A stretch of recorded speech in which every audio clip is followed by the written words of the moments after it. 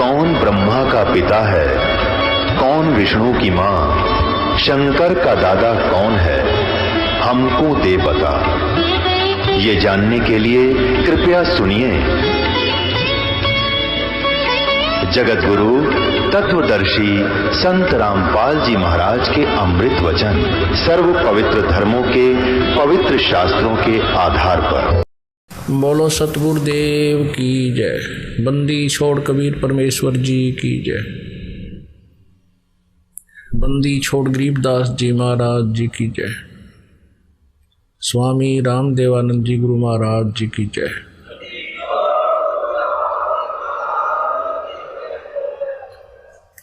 सर्व संतों की जय, सर्व भक्तों की जय, धर्मी पुरुषों की जय, श्री काशी धाम की जय, श्री छुडानी धाम की जय, श्री करौथा धाम की जय, श्री बरवाला धाम की जय। सत सही गरीब नमो नमो सतपुरुष को नमस्कार। गुरु की नहीं सुर नर मुनि जन साधुआ संतों सर्वस्ती नहीं। सतगुरु साहेब संत सब दंडो तम प्रणाम। आगे पीछे मध्य हुए तिनको जा कुर्बान। नराकार निर्विषम काल जाल वैभंजनम। निर्लेपम निज निर्गुणम अकल अनुपवेशुंदनम। सोहम सुरति समाप्तम सकल समाना नीरतलय। उज्ज्वल हीरंबर हर दमम बेपरवा अथा है। वार पार नहीं मध्यतम। गरीब जो सुमर सिद्ध होई। गणनायक गलता ना करो अनुग्रह सोई। पारस पद परवाना। आदि गणेश मनाऊं गणनायक देवन देवा। चरण कमल लो लाऊं आदंत करूं सेवा। परम शक्ति संगीतम हृदय सिद्धिदाता सोही। अवगत गुण अतीतम सतपुरुष निर्मोही। जगदम्बा जगदीशम मंगल रूप मुरारी। तन मन अर्पों शीशम भक्ति मुक्ति भंडारी। सुर नर मुनि जन झावे ब्रह्मा विष्णु महेशा। शेष शेष मुख गावे पूज्य आज गणेशा। इंद्र कुबेर सरीखा वरुण धर्म राय झावे। समर्थ जीवन जी का मन इच्छा फल पावे। 33 कोटि अधारा ध्यावे शेष 88। उतरे भवजल पारा कट है यम की फांसी। 33 कोटि अधारा ध्यावे शेष 88। उतरे भवजल पारा कट है यम की फांसी। सत सही कर जोरूं विनती करूं। धरूं चरण पर शीशे। गुरु जी राम देवानंद जी महाराज ने दियो नाम बख्शीश। कोटि कोटि सिजदा करूं कोटि कोटि प्रणाम। चरण कमल में राखियो मैं बंदी जाम गुलाम। कुत्ता हूँ गुरुदेव का रामपाल दास का नाम। गले प्रेम की जेवड़ी जहाँ खेचो वहाँ जाऊं।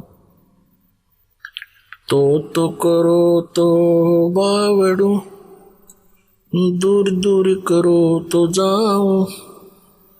जो राखो तो ही रहूं जो देव सुख।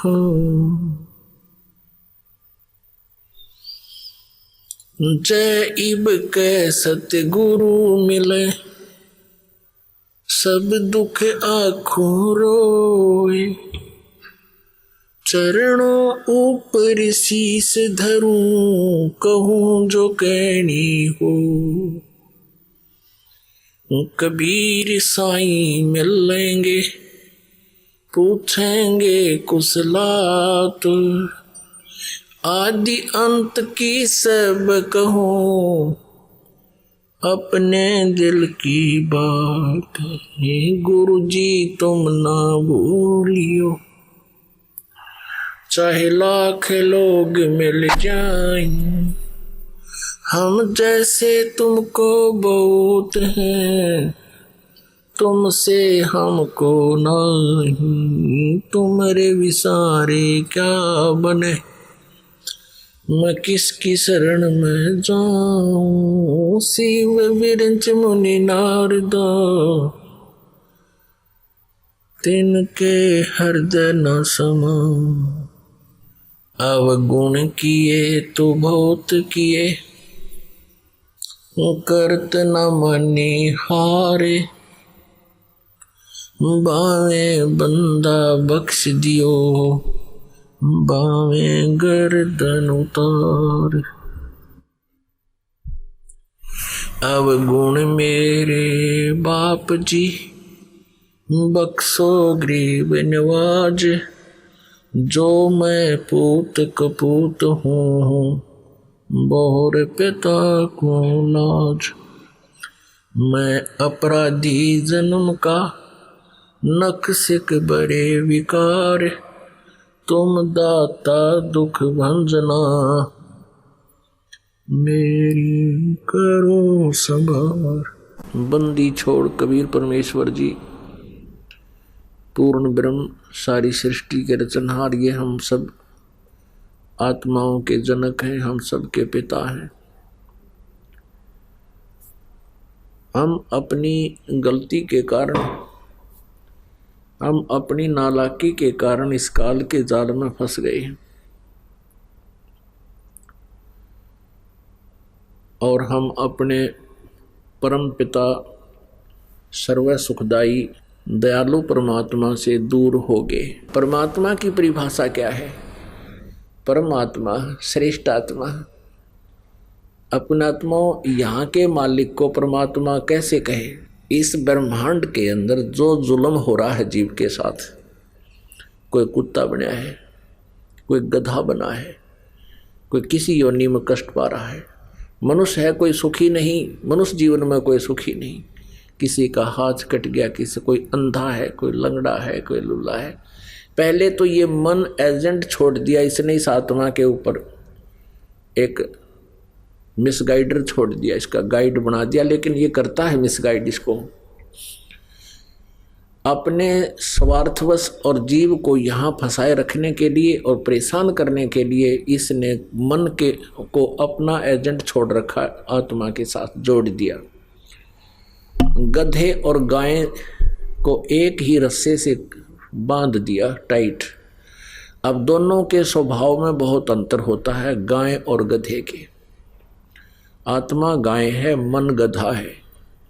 इसकी सारी उल्टी नेचर है, आत्मा की नेचर इसके विपरीत है। वो सीधा साधा अपने अच्छे काम करना चाहता है, परमात्मा भक्ति चाहता है। तो पहले तो ये मन सारी बकवाद करवाता है। देखो भोजन कितना सुंदर आहार है, खाना बनाओ, रोटी बनाओ, हलवा बना लो, पूरी बना ले, कचौरी बना ले, सब्जी, दही, बड़े, किशमिश, काजू, सेब, संतरे, कितने सुंदर आहार है। लेकिन इसने कर्म बिगड़वाने से मतलब है बीड़ी पी पाओगा।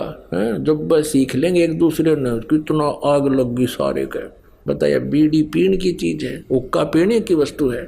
और ये मांस खाते हैं, एक जीव को मार के, अंडे फोड़ के खाते हैं। अंडे का अंदर से निकला हुआ वो पदार्थ, उसको देख के भी उल्टी गिर जाए, ऐसा गंध है उसमें, और उसको मुंह का लाकर फोड़ के पी जाते हैं। और तेरा गजब है। तो ये मन सारे कुक्रम करवाता है, सुक्रम नहीं करवाता। और फिर जैसे कोई चोरी करता है, कोई डाके मारता है, कोई हत्याएं कर देता स्वार्थवश पैसे के लालच में। और फिर उसको भोगने पड़ते हैं। अब ये काल क्या कहता है कि मैंने तो एक न्यायाधीश बैठा रखे हैं और उसको आदेश दे दिया है कि जो जैसे कर्म करे वैसे फल दे दे। अब ये कर्म तो आप गलत करवा देता है और फिर सजा का पात्र प्राणी खुद होता है। तो जिस कारण से यहां कितना कष्ट हमारे ऊपर आया हुआ है। अभी बताया आपके किसी की बेटी मर गई, किसी का बेटे की मृत्यु होगी, कोई स्वयं किसी बीमारी से ग्रस्त है, कोई किसी टेंशन से, या क्या बुरा हाल है प्राणी का। एक्सीडेंट के दुर्घटना के अंदर पूरा परिवार का परिवार नष्ट हो जाता है, मृत्यु को प्राप्त हो जाता है। किसी को कैंसर है, कोई किसी रोग से ग्रस्त है, कोई किसी टेंशन से ग्रस्त है। इस स्थिति को देखकर क्या यहाँ के भगवान को, क्या यहाँ के मालिक को भगवान कह सकते हैं? क्या ये परमात्मा कहने योग्य है? कभी नहीं। ये परमात्मा नहीं है। परमात्मा का अर्थ है जो दुख ना दे, सुख ही सुख दे। इसलिए श्रीमद् भगवत गीता अध्याय नंबर 15 के श्लोक नंबर 16 और 17 में 3 प्रभुओं की पहचान बताई। 3 पुरुष, सरपुरुष रक्षर पुरुष तो ये नासवान है, इनके अंतर्गत जितने प्राणी वो भी नासवान है, ये भी दुखी है। जन्म मृत्यु जहाँ वहाँ दुख ही दुख है। फिर 17वें श्लोक में कहा 15वें के में कि उत्तम पुरुषत्व अन्य, वो दयालु भगवान, वो श्रेष्ठ प्रभु। उत्तम पुरुष, उत्तम माने अच्छा, अच्छा भगवान। तो इसे सिद्ध है कि ऊपर वाले अच्छे नहीं है, इसलिए इसको पुरुषोत्तम कहा, उत्तम पुरुष कहा। और फिर कहा कि इसको परमात्मा कहा जाता है, इसको परमात्मा कहा जाता है। उत्तम पुरुष तो अन्य परमात्मा इति उदाहरतः, ये परमात्मा कहलाता है। यह लोक तरह आविश्य विवर्ती अवैश्वर है।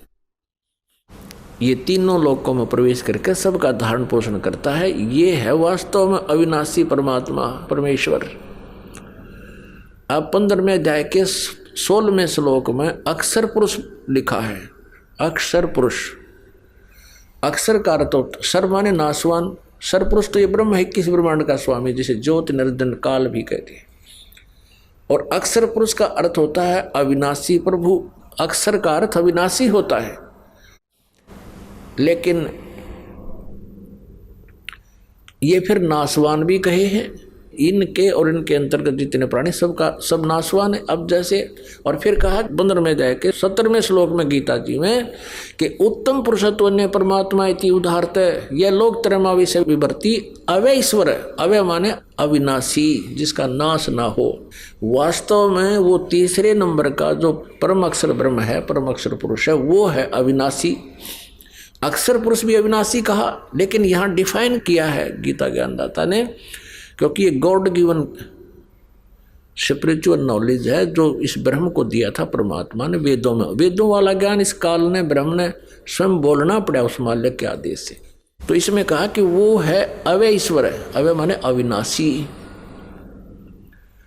अब अक्षर का भी अर्थ अविनाशी होता है, लेकिन ये कैसे अविनाशी अक्षर पुरुष कह दिया, इसका यहाँ थोड़ा सा विस्तार से विवरण देना पड़ेगा।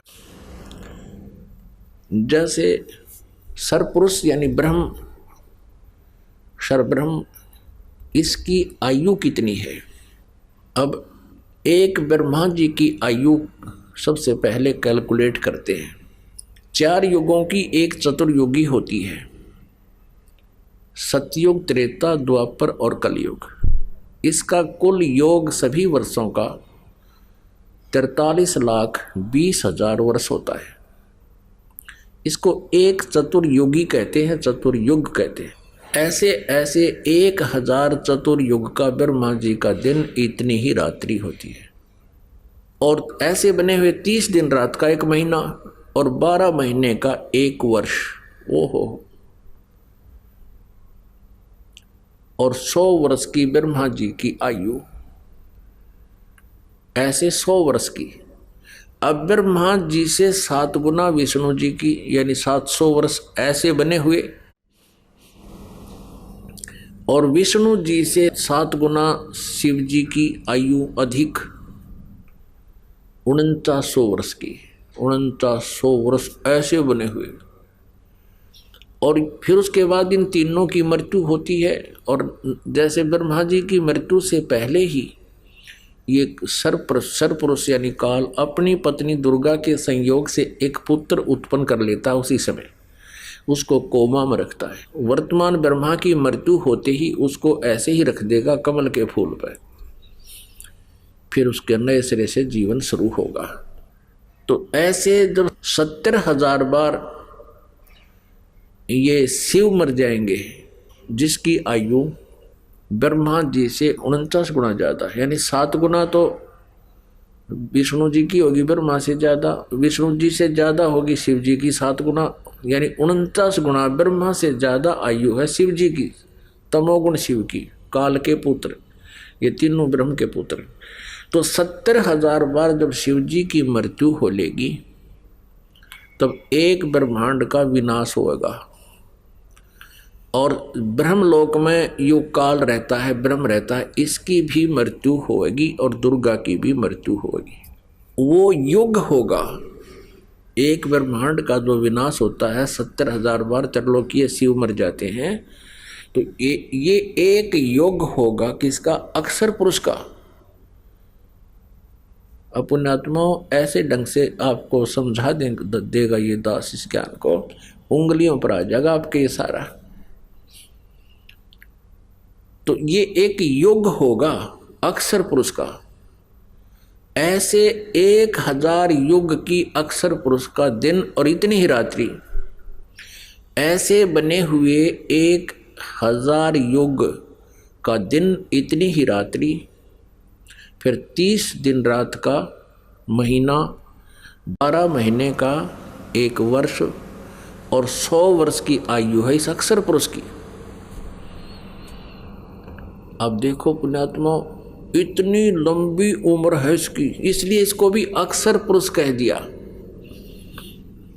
बताओ। और फिर भी इसकी मृत्यु। अब परमात्मा कबीर देव जी अपनी सच्चिदानंद घन ब्रह्म की वाणी में कहते हैं, एती उम्र बुलंद मरेगा अंतरे, क्योंकि सतगुरु लगे न कान न भेंटे वो संतरे।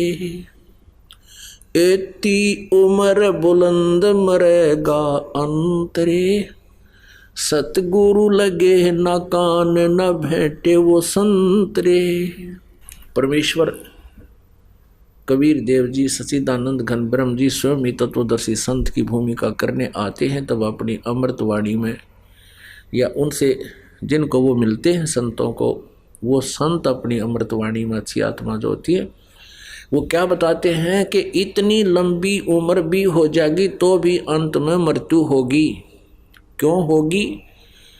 क्योंकि सतगुरु लगे न कान न भेंटे वो संतरे।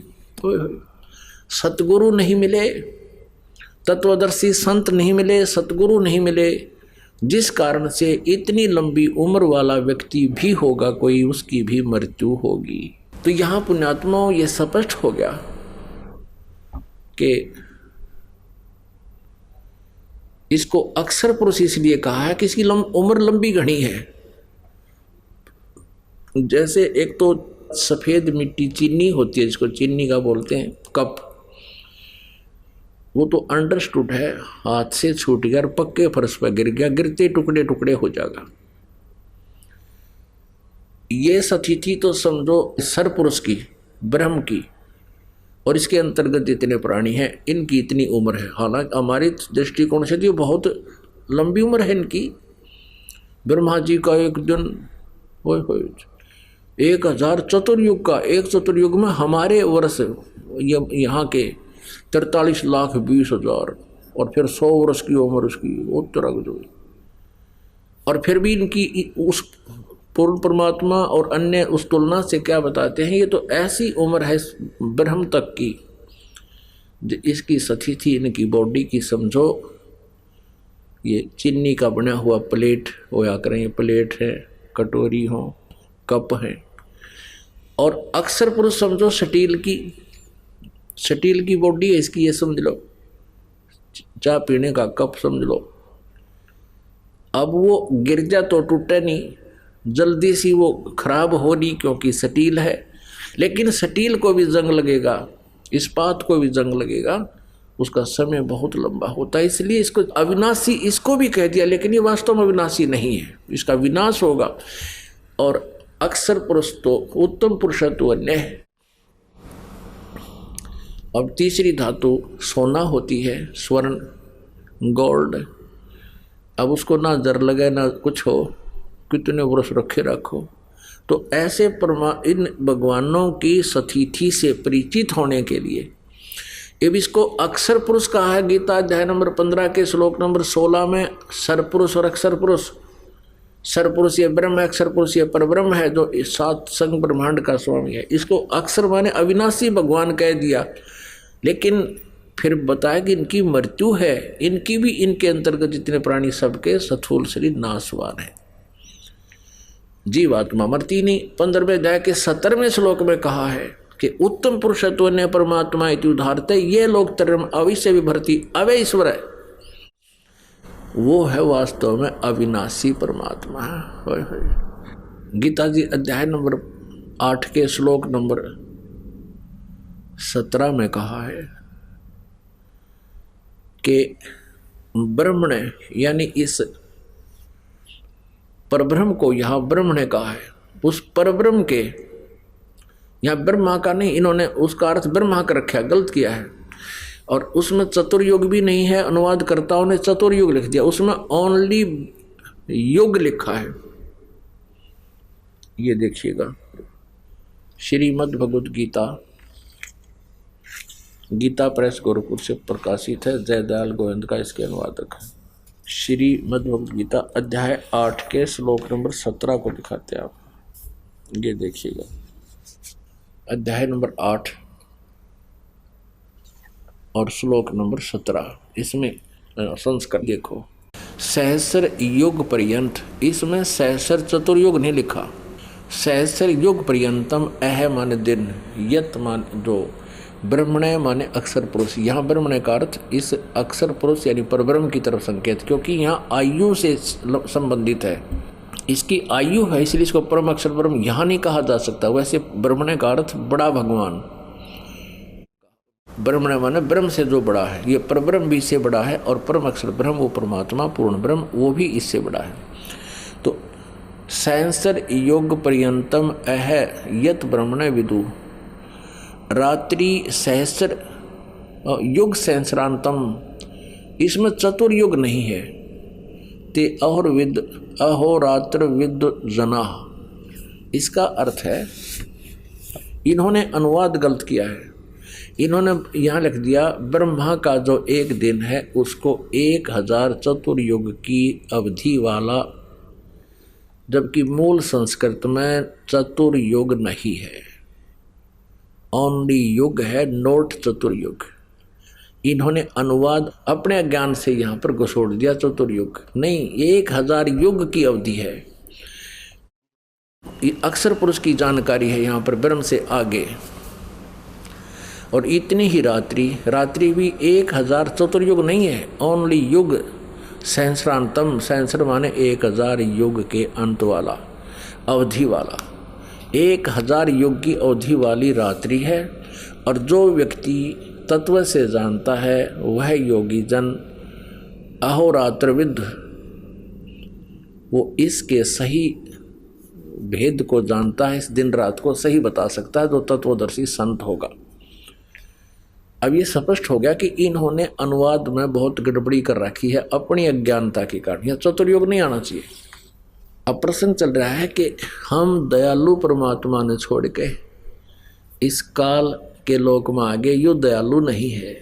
ये तो श्रीमद् भगवद गीता अध्याय नंबर 21 में अर्जुन कह रहा है कि हे भगवान, आप तो इन ऋषियों को भी खा रहे हो, आप देवताओं को भी खा रहे हो, और ये ऋषियों के समुदाय झुंड के झुंड हाथ जोड़े खड़े हैं आपके आगे, आपकी स्तुति कर रहे हैं स्तोत्रों के माध्यम से, वेदों के स्तोत्रों से, और अब मंगल कामना करते हैं कि बख्श दो बख्श दो। आप तो इनको भी खा रहे हो।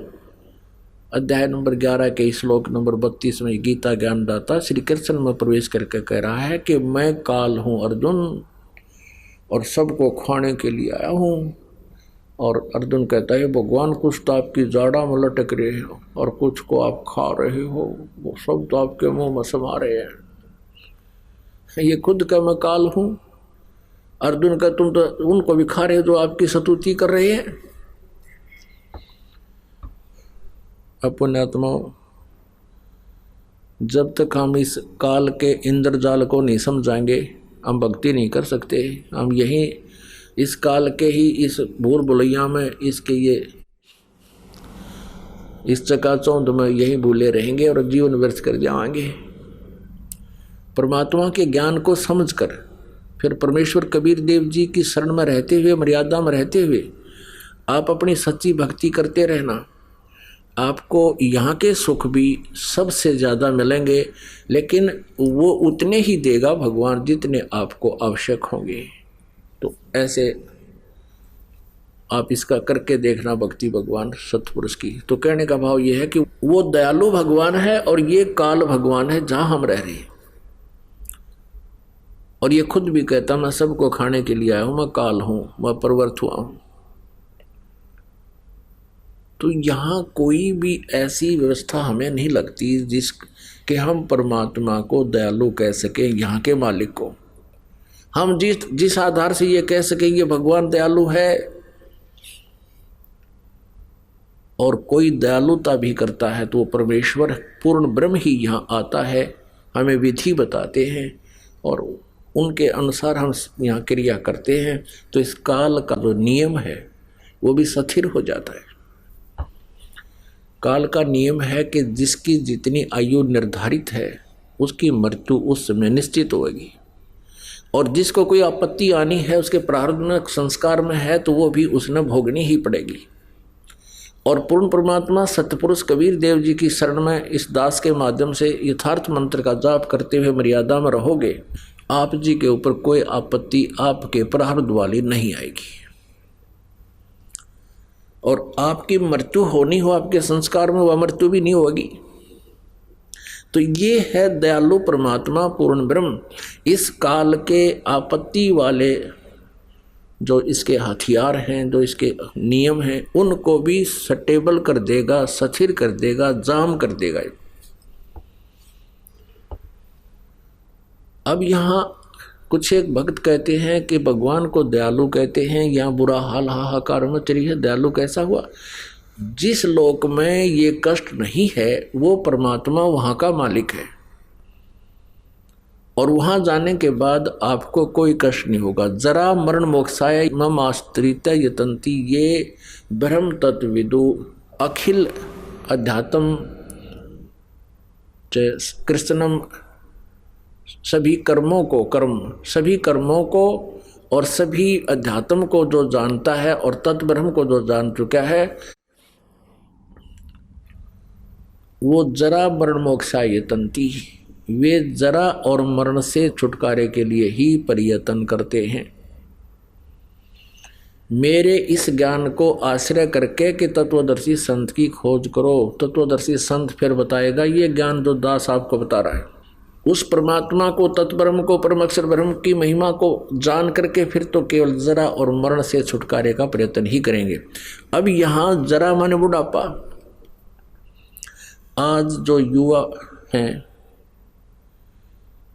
और जो आज वृद्ध हैं, अब उन युवाओं को ये ध्यान नहीं कि ये जो आज वृद्ध हैं ये भी कभी युवा थे, और आज इनसे उठकर बैठा नहीं जाता। कभी कोई पीड़ा, कभी कोई आंखों में कष्ट, कभी दांतों में दुख, कभी सिर में दर्द, कभी पिंडी भड़के, कभी कमर दर्द, कभी बाई होगी, कभी कफ हो गया, कभी पित्त बढ़ गई। सौ समस्याएं होती हैं। तो यहाँ परमात्मा बताते हैं कि सबसे बड़ा कहर इस प्राणी पर वृद्धावस्था होता है, और दूसरा कहर मृत्यु, और दोनों ही किसी को गंवारा नहीं, कोई नहीं चाहता दोनों को, और दोनों कंपलसरी। मृत्यु तो कंपलसरी है ही, बुढ़ापा ना आवे पहले मर जा तो और घना दुख, छोटे छोटे बालक रह जाए, तो यहाँ कहर ही कहर है। तो यहाँ उस सतलोक में जाने के बाद ना बुढ़ापा है ना मृत्यु है, दोनों कहर टल गए। ना ही कोई कष्ट है ना कोई काम है, कोई भी व्यक्ति नहीं चाहता मैं काम करूं, यदि बिना किए काम उसको कुछ मिल जावे तो क्या जरूरत है उसने हाथ पैर मारने की। अब हम बच्चों को पढ़ाते हैं, इसलिए पढ़ाते हैं और बच्चे भी इसी उद्देश्य से पढ़ते हैं, पढ़ करके हम अफसर लग जाएंगे या अधिकारी कर्मचारी लग जाएंगे, हमने ये कठिन काम ना करना पड़े, सभी ये चाहते हैं। पानी भी ना पीना पड़े, पहने वाले नौकर हों। तो कहने का भाव ये है कि ये व्यवस्था नकली है और असली व्यवस्था सतलोक में है। कोई काम नहीं, किसी चीज़ का अभाव नहीं, सदा बाहर वहाँ पेड़ वृक्ष काजू किस्म सेब संतरे फल सदा बाहर वहाँ पर बाग बने हुए हैं। वहाँ का जल और दूध कभी समाप्त नहीं होता, खराब नहीं होता। समुद्र के समुद्र भरे हैं, जैसे गंगा का जल जो है सतलोक से आया हुआ है। ये एक एग्जाम्पल है कि ये कभी खराब नहीं होता, आप कितने वर्ष रख लो।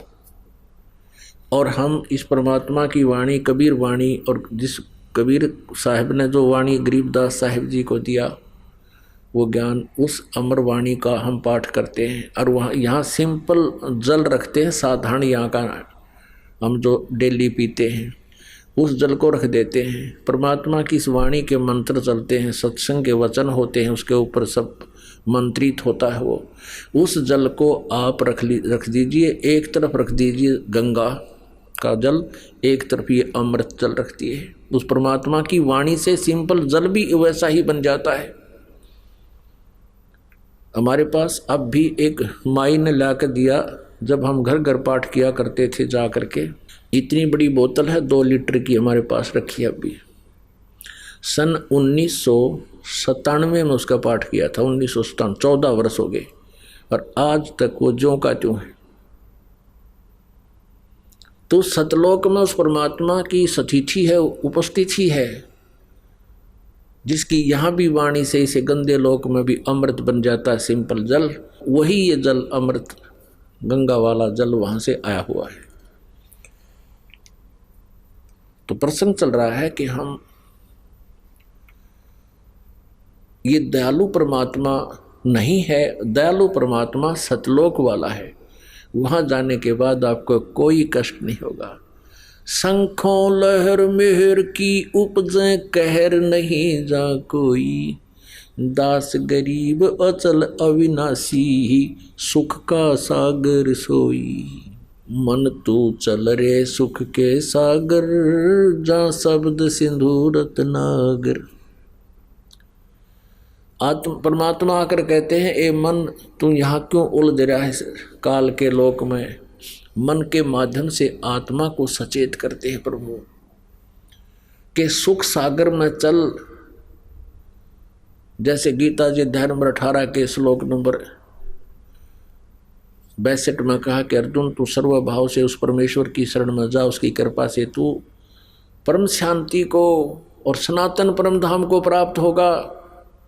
सनातन परम धाम जहाँ जाने के बाद फिर कभी लौट कर वापस संसार में नहीं आते, यानी वहाँ स्थायी सुख है, परम शांति है, स्थायी सुख है, वहाँ दुख नहीं है। अपने विषय में कहता है कि तूने मेरी शरण में रहना है तो युद्ध भी करना पड़ेगा। गीता ज्ञानदाता कहता है 8वें अध्याय के 7वें श्लोक में, अर्थात यहाँ शांति नाम की चीज नहीं, युद्ध भी करना ही पड़ेगा, लठ बजाना पड़ेगा। मेरी शरण में रहेगा तो उसकी शरण में जाना है तो तत्वदर्शी संत की खोज कर ले, वो जो साधना बताओ वैसे कर ले, फिर उसकी शरण में चला जाएगा। उसकी शरण में जाने के बाद फिर तू कभी लौटकर संसार में नहीं आएगा और सनातन परम धाम को और परम शांति को प्राप्त होगा, सुख सागर को प्राप्त होगा। वो सुख सागर कैसा है कि शंखों लहर मेहर की उपज कहर नहीं जा कोई। सतलोक में कोई कष्ट नहीं, कोई टेंशन नहीं। जैसे कभी कभी एकांत स्थान पर बैठे हों, अकेले हों, और एकदम एक हिलोर उठती है अंदर से। दास के साथ तो बहुत बार होता है ऐसा।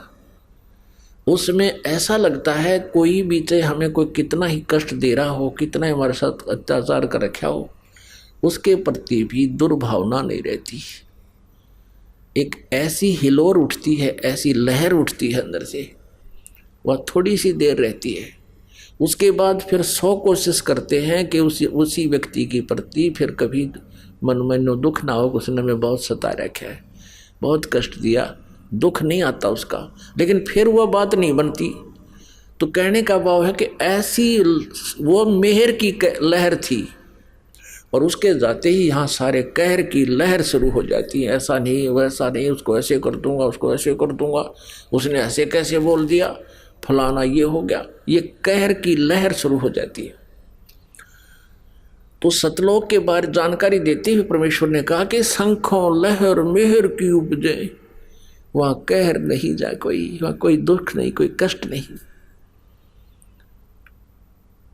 दास गरीब अचल अविनाशी, अचल जो सदा स्थिर, कभी नष्ट ना हो, चले नहीं, नाश ना हो, अचल अविनाशी, सुख का सागर सोई। वो सुख का सागर है। सागर माने समुद्र। समुद्र में जल ही जल, जल ही जल। 100-200 किलोमीटर आदमी चला जा किसी जहाज नौका में बैठ के, तो फिर देखो वहाँ कुछ भी चीज दिखाई नहीं देती, केवल जल ही जल, जल ही जल। तो ऐसे ही सतलोक में केवल सुख ही सुख, सुख ही सुख, सुख ही सुख, कुछ भी नहीं। उसको सुख सागर कहते हैं। और वहां दयालु भगवान रहता है। और ये काल का लोक है। अब एक बार परमेश्वर ने धर्मदास जी उस पुण्य आत्मा को, जैसा वो परमात्मा लीला करते हैं, वेद भी जिसकी गवाही देते हैं, वो ऐसी लीला करता है। धर्मदास जी को आकर मिले थे, और भी अन्य महापुरुषों को मिले हैं। परमात्मा ने परिभाषा बताई थी इस सर्वपुरुष की, इस काल की। अब धर्मदास जी कह रहा था कि भगवान आप इसको काल कह रहे हो, देखो यहाँ भगवान ने कितनी सुविधा कर रखी है, कि कैसे अच्छे बाग लगे हैं जिसमें फलदार वृक्ष हैं, कितना अच्छा जमीन पृथ्वी दी है, कैसी हवा बह रही है, कभी वर्षा हो रही है, कितना अच्छा अन्न उपजता है, और कैसी सुविधाएं दे रखी हैं, दरिया बह रही है, नीचे जमीन में जल है। ये कितना अच्छा लग रहा है, कितना दयालु है परमात्मा। अब परमेश्वर ने बताया कि पुण्यात्माओं तुम जीव हो, और जीव की सोच सतर जीव वाला ही होता है। अब परमेश्वर ने आके बताया कि तुम जिसको भगवान कहते हो ये भगवान नहीं है। मूला माया मग में बैठी अंसा चुन चुन खाई, ये ज्योत स्वरूपी कहे निरंजन में ही करता बाई। एक न करता दो ना करता नौ ठहराए बाई, 10वां भी धुंधर में मिल जा सत्य कबीर दुहाई। परमात्मा कहते हैं ये काल भगवान, काल भी कहता मैं भगवान हूं और कोई भगवान नहीं। पुण्यात्माओं, श्री शिव पुराण में ये काल जब ब्रह्मा विष्णु दोनों का झगड़ा हो जाता है, शिव रूप धारण करके उनके बीच में एक पहले तो लिंग खड़ा कर देता है, सतम लंबा तेजो में सतम, फिर स्वयं आता है और कहता है कि तुमने अपने आप को भगवान मान लिया, तुम भगवान नहीं हो, मैं भगवान हूँ, मेरे अतिरिक्त कोई भगवान नहीं है। अब पुराणों में तो वो अपने पुत्रों को, अपने जीवों को अंतर्गत कुछ भी कहता रहे, वो पुराण अलग सेपरेट शास्त्र है। तो उसने कहा कि मैं भगवान हूँ। अब यहाँ ये कह रहा है गीता जी में, क्यों गीता जी का ज्ञान वेदों वाला, वेद का ज्ञान दिया था परमेश्वर ने, कबीर देव जी ने ब्रह्म के अंतःकरण में फीड कर रखा है, उसने जोंका तो बोलना पड़ गया। तो परमात्मा कहते हैं ये ज्योत स्वरूपी, ये ब्रह्म भी कहता मैं भगवान हूँ, ये भगवान नहीं है। भगवान की परिभाषा आज बताई जा रही है, आपको सुनिएगा। अब जैसे परमात्मा ने बताया कि धर्मदास तुम इसको भगवान समझते हो, जो ऐसी सुविधा दे रखी, ये तो काल है, ये तो कसाई है। जैसे कसाई बकरे पालता है, उन बकरों में बकरी नर और मादा दोनों छोड़ देता है, और जिसकी अच्छी सेल है प्रतिदिन की 5-4 बकरों की, तो वो क्या करता है, एक बहुत बड़ा चरागाह ले लेता है, बहुत बड़ा क्षेत्र 10, 20, 50 एकड़ ज़मीन खरीद लेता है, और उसमें घास फूस जंगल ये वृक्ष होते हैं, और उसके चारों तरफ वो एक बाड़ बना देता है, रोक लेता है उनको, उसमें छोड़ देता खुले। उसी में एक छोटा सा तालाब बना देता है, उसी क्षेत्र में एक गर्मी सर्दी से बचने के लिए कुछ एक झोंपड़ी नुमा लंबा शेड डाल देता है। अब वो नर और मादा बकरे और बकरी रजोगुण युक्त होकर के संतानों उत्पत्ति करते हैं, फिर उनमें मोह ममता भी होती है। सभी प्राणियों के अंदर ये तीनों गुणों का प्रभाव होता ही होता है। अब वो बच्चे पैदा करते हैं, सारी सुविधा वहाँ जल भी है, गर्मी सर्दी से बचने के लिए शेड है उनके लिए, वर्षा आती है तो भी उसके नीचे भाग कर आ जाते हैं, ज़्यादा गर्मी होती है तो शेड के नीचे वो बैठ जाते हैं। अब वो भोले प्राणी उस कसाई को जिसने इतनी सुविधा दे रखी है उसको अपना नेक मालिक मानता है, और ये देख सोचता है कि देख कितना अच्छा हमारा मालिक है, हमारी कितनी केयर टेक करता है, कितनी देखभाल रखता है, जल का तालाब है, पेड़ पौधे खूब हैं जहाँ वो घास फूस अड़ंगा खाते हैं, और शेड बना रखा है। और जब वो कसाई आता है उन बकरों में, वो तो आके देखता है बाजू पकड़ के, ये कितना मांस हो गया, इसमें कितने किलो का मांस हो गया, कितने का बिकेगा, और वो न सोचे हमारा दयालु मालिक आ गया, और वो बकरे उसको प्यार देते हैं, ऐसे चाटते हैं और ऐसे अपने आगे के पैर उठा के और उनको प्यार देना चाहते हैं, प्यार करना चाहते हैं कि बहुत अच्छा आदमी है, यो इतनी सुविधा दे रखी है। और वो आता है नो देखने, यो कै किलो का हो गया, कितने का बिकेगा, और फिर वैसे तो वो दिखता है बड़ा दयालु, कितनी सुविधा दे रखी है, और जब उसका आ जाता है डिमांड 5-4 बकरों की इकट्ठी, तो वो ना देखता किसकी माँ है, किसका बेटा है, किसकी बेटी है, मोटे मोटे लाठी लेकर डंडा लेकर ऐसे निकाल ले जाता है और जाके कटवा के अपना उल्लू सीधा कर लेता है, कुछ खुद का खाता है और बाकियों को बेच देता है। जब वो बकरे या बकरी वो ले जाता है निकाल के, उनसे संबंधित जो बकरे हैं वो बहुत कुछ देर तो नो रो रो कर भागते हैं, नो देखते हैं कहाँ गए कैसे गए, रोते रहते हैं, वो लेके चला जाता है। अब परमात्मा ने काल की परिभाषा बताई कि यो काल है और तुम इसको दयालु मानते हो। दुर्घटना में देखो किसी का बेटा मर गया, किसी की बेटी मर गई, खुद मर गए, पूरा परिवार का परिवार नाश हो जाता है। एक दुर्घटना में 4 व्यक्ति मर गए एक ही घर के। अब कहाँ गई वो दयालुता, कहाँ गई ये सुविधा, चाट ले सुविधा ने, इन पेड़ पौधे ने। अब परमात्मा हमें याद दिलाना चाहते हैं कि तुम वहां चलो सतलोक में, और वहां जाने के बाद ऐसी ही सृष्टि है। ये गुमराह करने वाला पंथ, ये राधा स्वामी धन धन सतगुरु, ये सच्चा सौदा सरसा जगमालवाड़ी, यो गंगुआ वाला, और ये ठाकुर जी महाराज, यो जय गुरुदेव, ये सारे भ्रमित हैं। ये काल का चलाया हुआ पंथ है। और ये कहते हैं सतलोक में तो प्रकाश ही प्रकाश है, चेतन ही चेतन है, वहाँ भगवान नहीं है। वहाँ तो आत्मा ऐसे मिल जाती है परमात्मा में जैसे बूंद समुद्र में। बता इनकी अकल है, हम खोद रहे भगवान को, सारे प्रमाण बताने लग रहे परमात्मा साकार है। उसका सुंदर शरीर है, एक रोमकूप में करोड़ सूर्य करोड़ चंद्रमा मिला दे ऐसा उनका नूर है। अरे ये कि वहाँ कुछ भी नहीं है, तो जहाँ भगवान नहीं है तो हम के टिंडे लेंगे वहाँ जाके, हम क्या करेंगे, गड्ढेंगे वहाँ पर, इसे नाथ यहाँ पर, इसे नाथ वहाँ पर। कोई भी कंट्रोलर नहीं हमारा, तो जिसके लिए हम तड़फ रहे हैं, जिसके दर्शनार्थ हम भगवान के दर्शन हो जाए, तो पुण्यात्मा ये वहाँ निराकार बताएं तो कौन जा भाई वहाँ पर। सपने में भी ना सोचा कोई जाने की बात करी, मारे मेडिटेशन वाले सुबह शाम 2.5 घंटे, बता जहाँ भगवान नहीं और डूब का मरने वाली बात है तो क्यों बैठे हो 2.5 घंटे में भी, क्यों समय वेस्ट कर रहे हो अपना। ऐसी गंदी जगह जाना चाहते हो जहाँ आदमी जानते डूबे मरे। अब समुद्र में कोई कहे चलो तुम समुद्र में डूब कर मरो, मिल जाओ उस बूंद में, चलियो कोई सा बकवाद करने लग रहे, कोई ज्ञान नहीं, कोई सोच नहीं, अपनी अकल प्रयोग नहीं करते। तो वहाँ ऐसी ही सृष्टि है, लेकिन इस मटेरियल का अंतर है।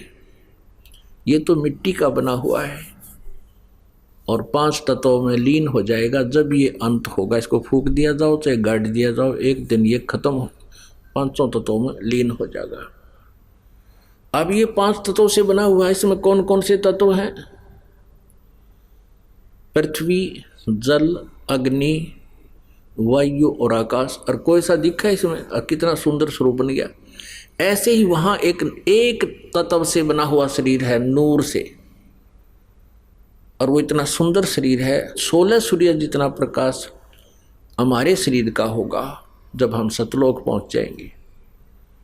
और परमात्मा के शरीर का जो ये बंदा जल के लगावा, इतना नूर है परमेश्वर सतपुरुष के शरीर का, करोड़ सूर्य करोड़ चंद्रमा एक रोमकूप के रोशनी के आगे फीके हैं। यानी उनका इतना नूर है, वो समर्थ है, वो सर्वशक्तिमान है, अमित औजा है, अमित औजा जिसकी शक्ति का कोई वार पार ना हो।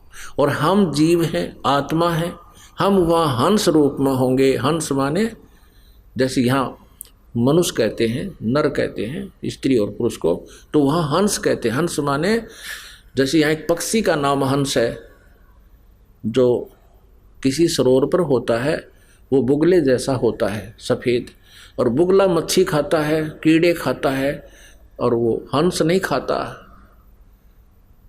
हंस में एक और गुण है गॉड गिवन, 1 गिलास दूध में 1 गिलास पानी जल डाल दो, हंस के सामने रख दो, हंस उसमें से दूध पी लेगा, 1 गिलास जल को छोड़ देगा। दूध और पानी जिसने छान लिया और बुराई जिसने छोड़ दी, वो हंस कहलाता, वो पुण्यात्मा। अर्थात सब बुराइयों से दूर नेक आत्मा को हंस आत्मा कहते। तो वहाँ हंस रूप में हम होंगे और परमात्मा परमहंस है। आत्मा हंस और परमात्मा परमहंस, यानी वो परमहंस है, वो परमात्मा है, वो श्रेष्ठ आत्मा, वो श्रेष्ठ है, वो दयालु है। तो यहाँ गीता जी अध्याय नंबर 15 के श्लोक नंबर 17 में कहा कि उत्तम पुरुषत्व अन्य परमात्मा इति उदाहरते, उसको भगवान कहा जाता है, वो है परमात्मा। पुण्यात्मा, ये अमृत ज्ञान है, ये तत्व ज्ञान है, ये सत्यनारायण कथा है। सत्यनारायण का अर्थ होता है अविनाशी परमात्मा। हम विष्णु जी को सत्यनारायण कहा करते हैं। बता, इनकी तो बहुत कम आयु है, आपने देख ली इन परमात्मा, इन भगवानों की आयु की कैलकुलेशन में भी आपने सुन लिया। और परम अक्षर ब्रह्म की कोई आयु नहीं, वो तो अजर अमर हैं, सृष्टि से पहले भी वही थे, उसी ने सृष्टि रची है। तो कहने का भाव ये है कि जो ये वहाँ पर कहते हैं भगवान वहाँ है कुछ नहीं, तो वहाँ जाने की इनकी रुचि कैसे बनेगी जहाँ भगवान नहीं।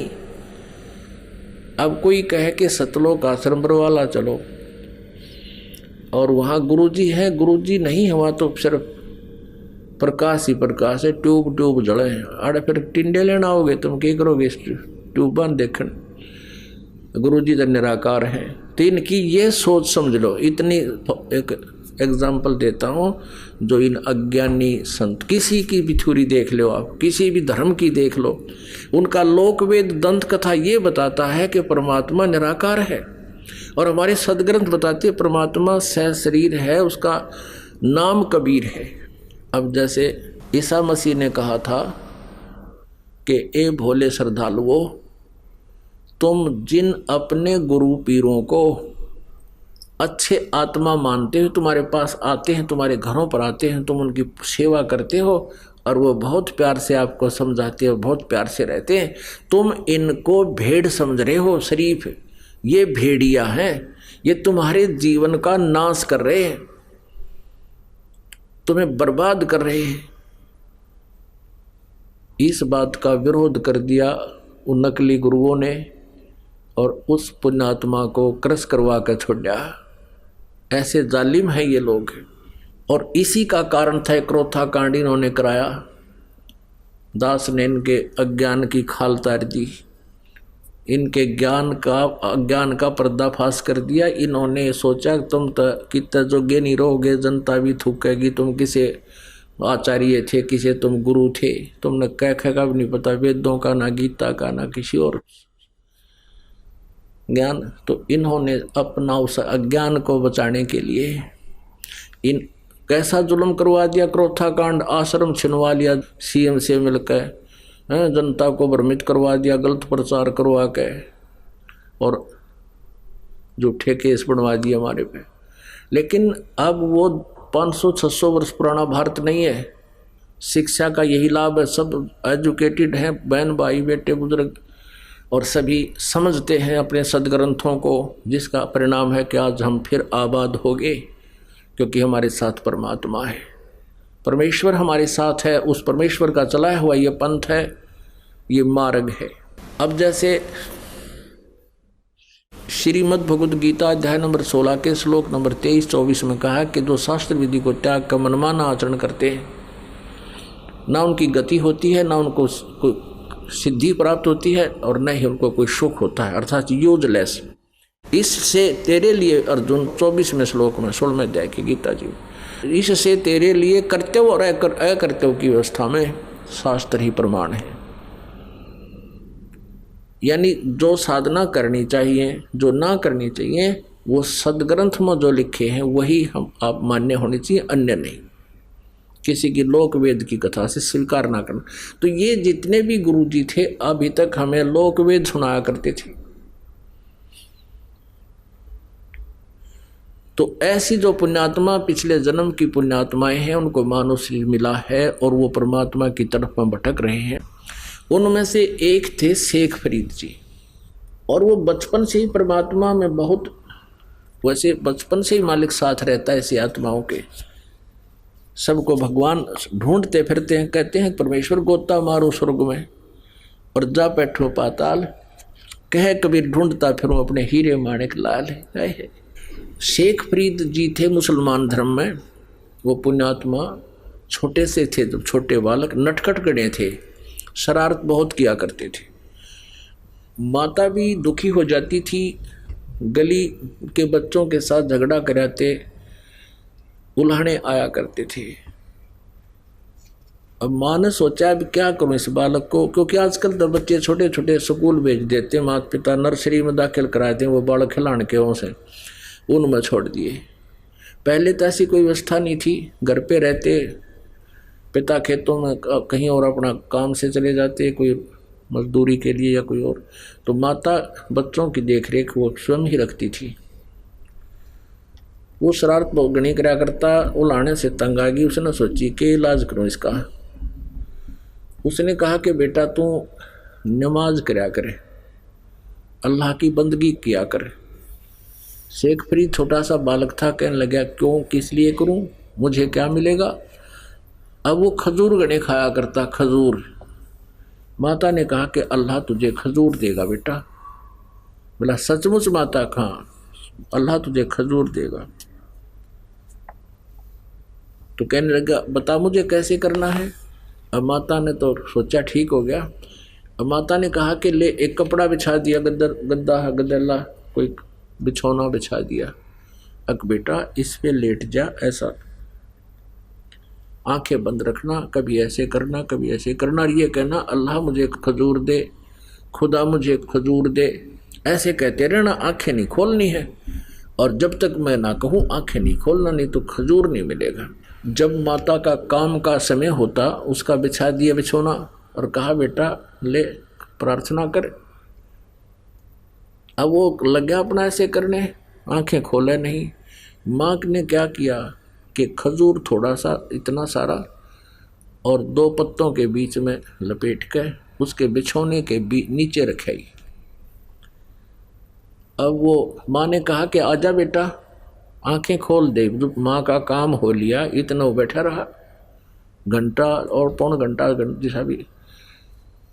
तो उठ के आ गया कि माँ आप तो झूठ बोलते थे, अल्लाह ने खजूर तो दिया नहीं मेरे को। माँ ने कहा बेटा भगवान ऐसे सरेआम नहीं रखता, वो छुपा कर देते हैं, देख तेरे बिछोने के नीचे कहीं जरूर अवश्य मिलेगा। उसने वो चद्दर उठा के देखी, खजूर पाया, कूदता फिरे, खावे खूब कूदे, सब न बतावे आज अल्लाह ने मेरे को खजूर दिया, अल्लाह ने मुझे खजूर दिया। फिर आते नो का माँ अब कब करनी है वह नमाज, जब वो खजूर उसका ख़त्म हो जा, एक अगले दिन फिर का माँ अब कब करना है वो। अब ऐसे माँ ने पा गया उसका तासीर, अक्यों ठीक सेट हो गया। एक दिन क्या हुआ, वो खजूर रखना भूल गई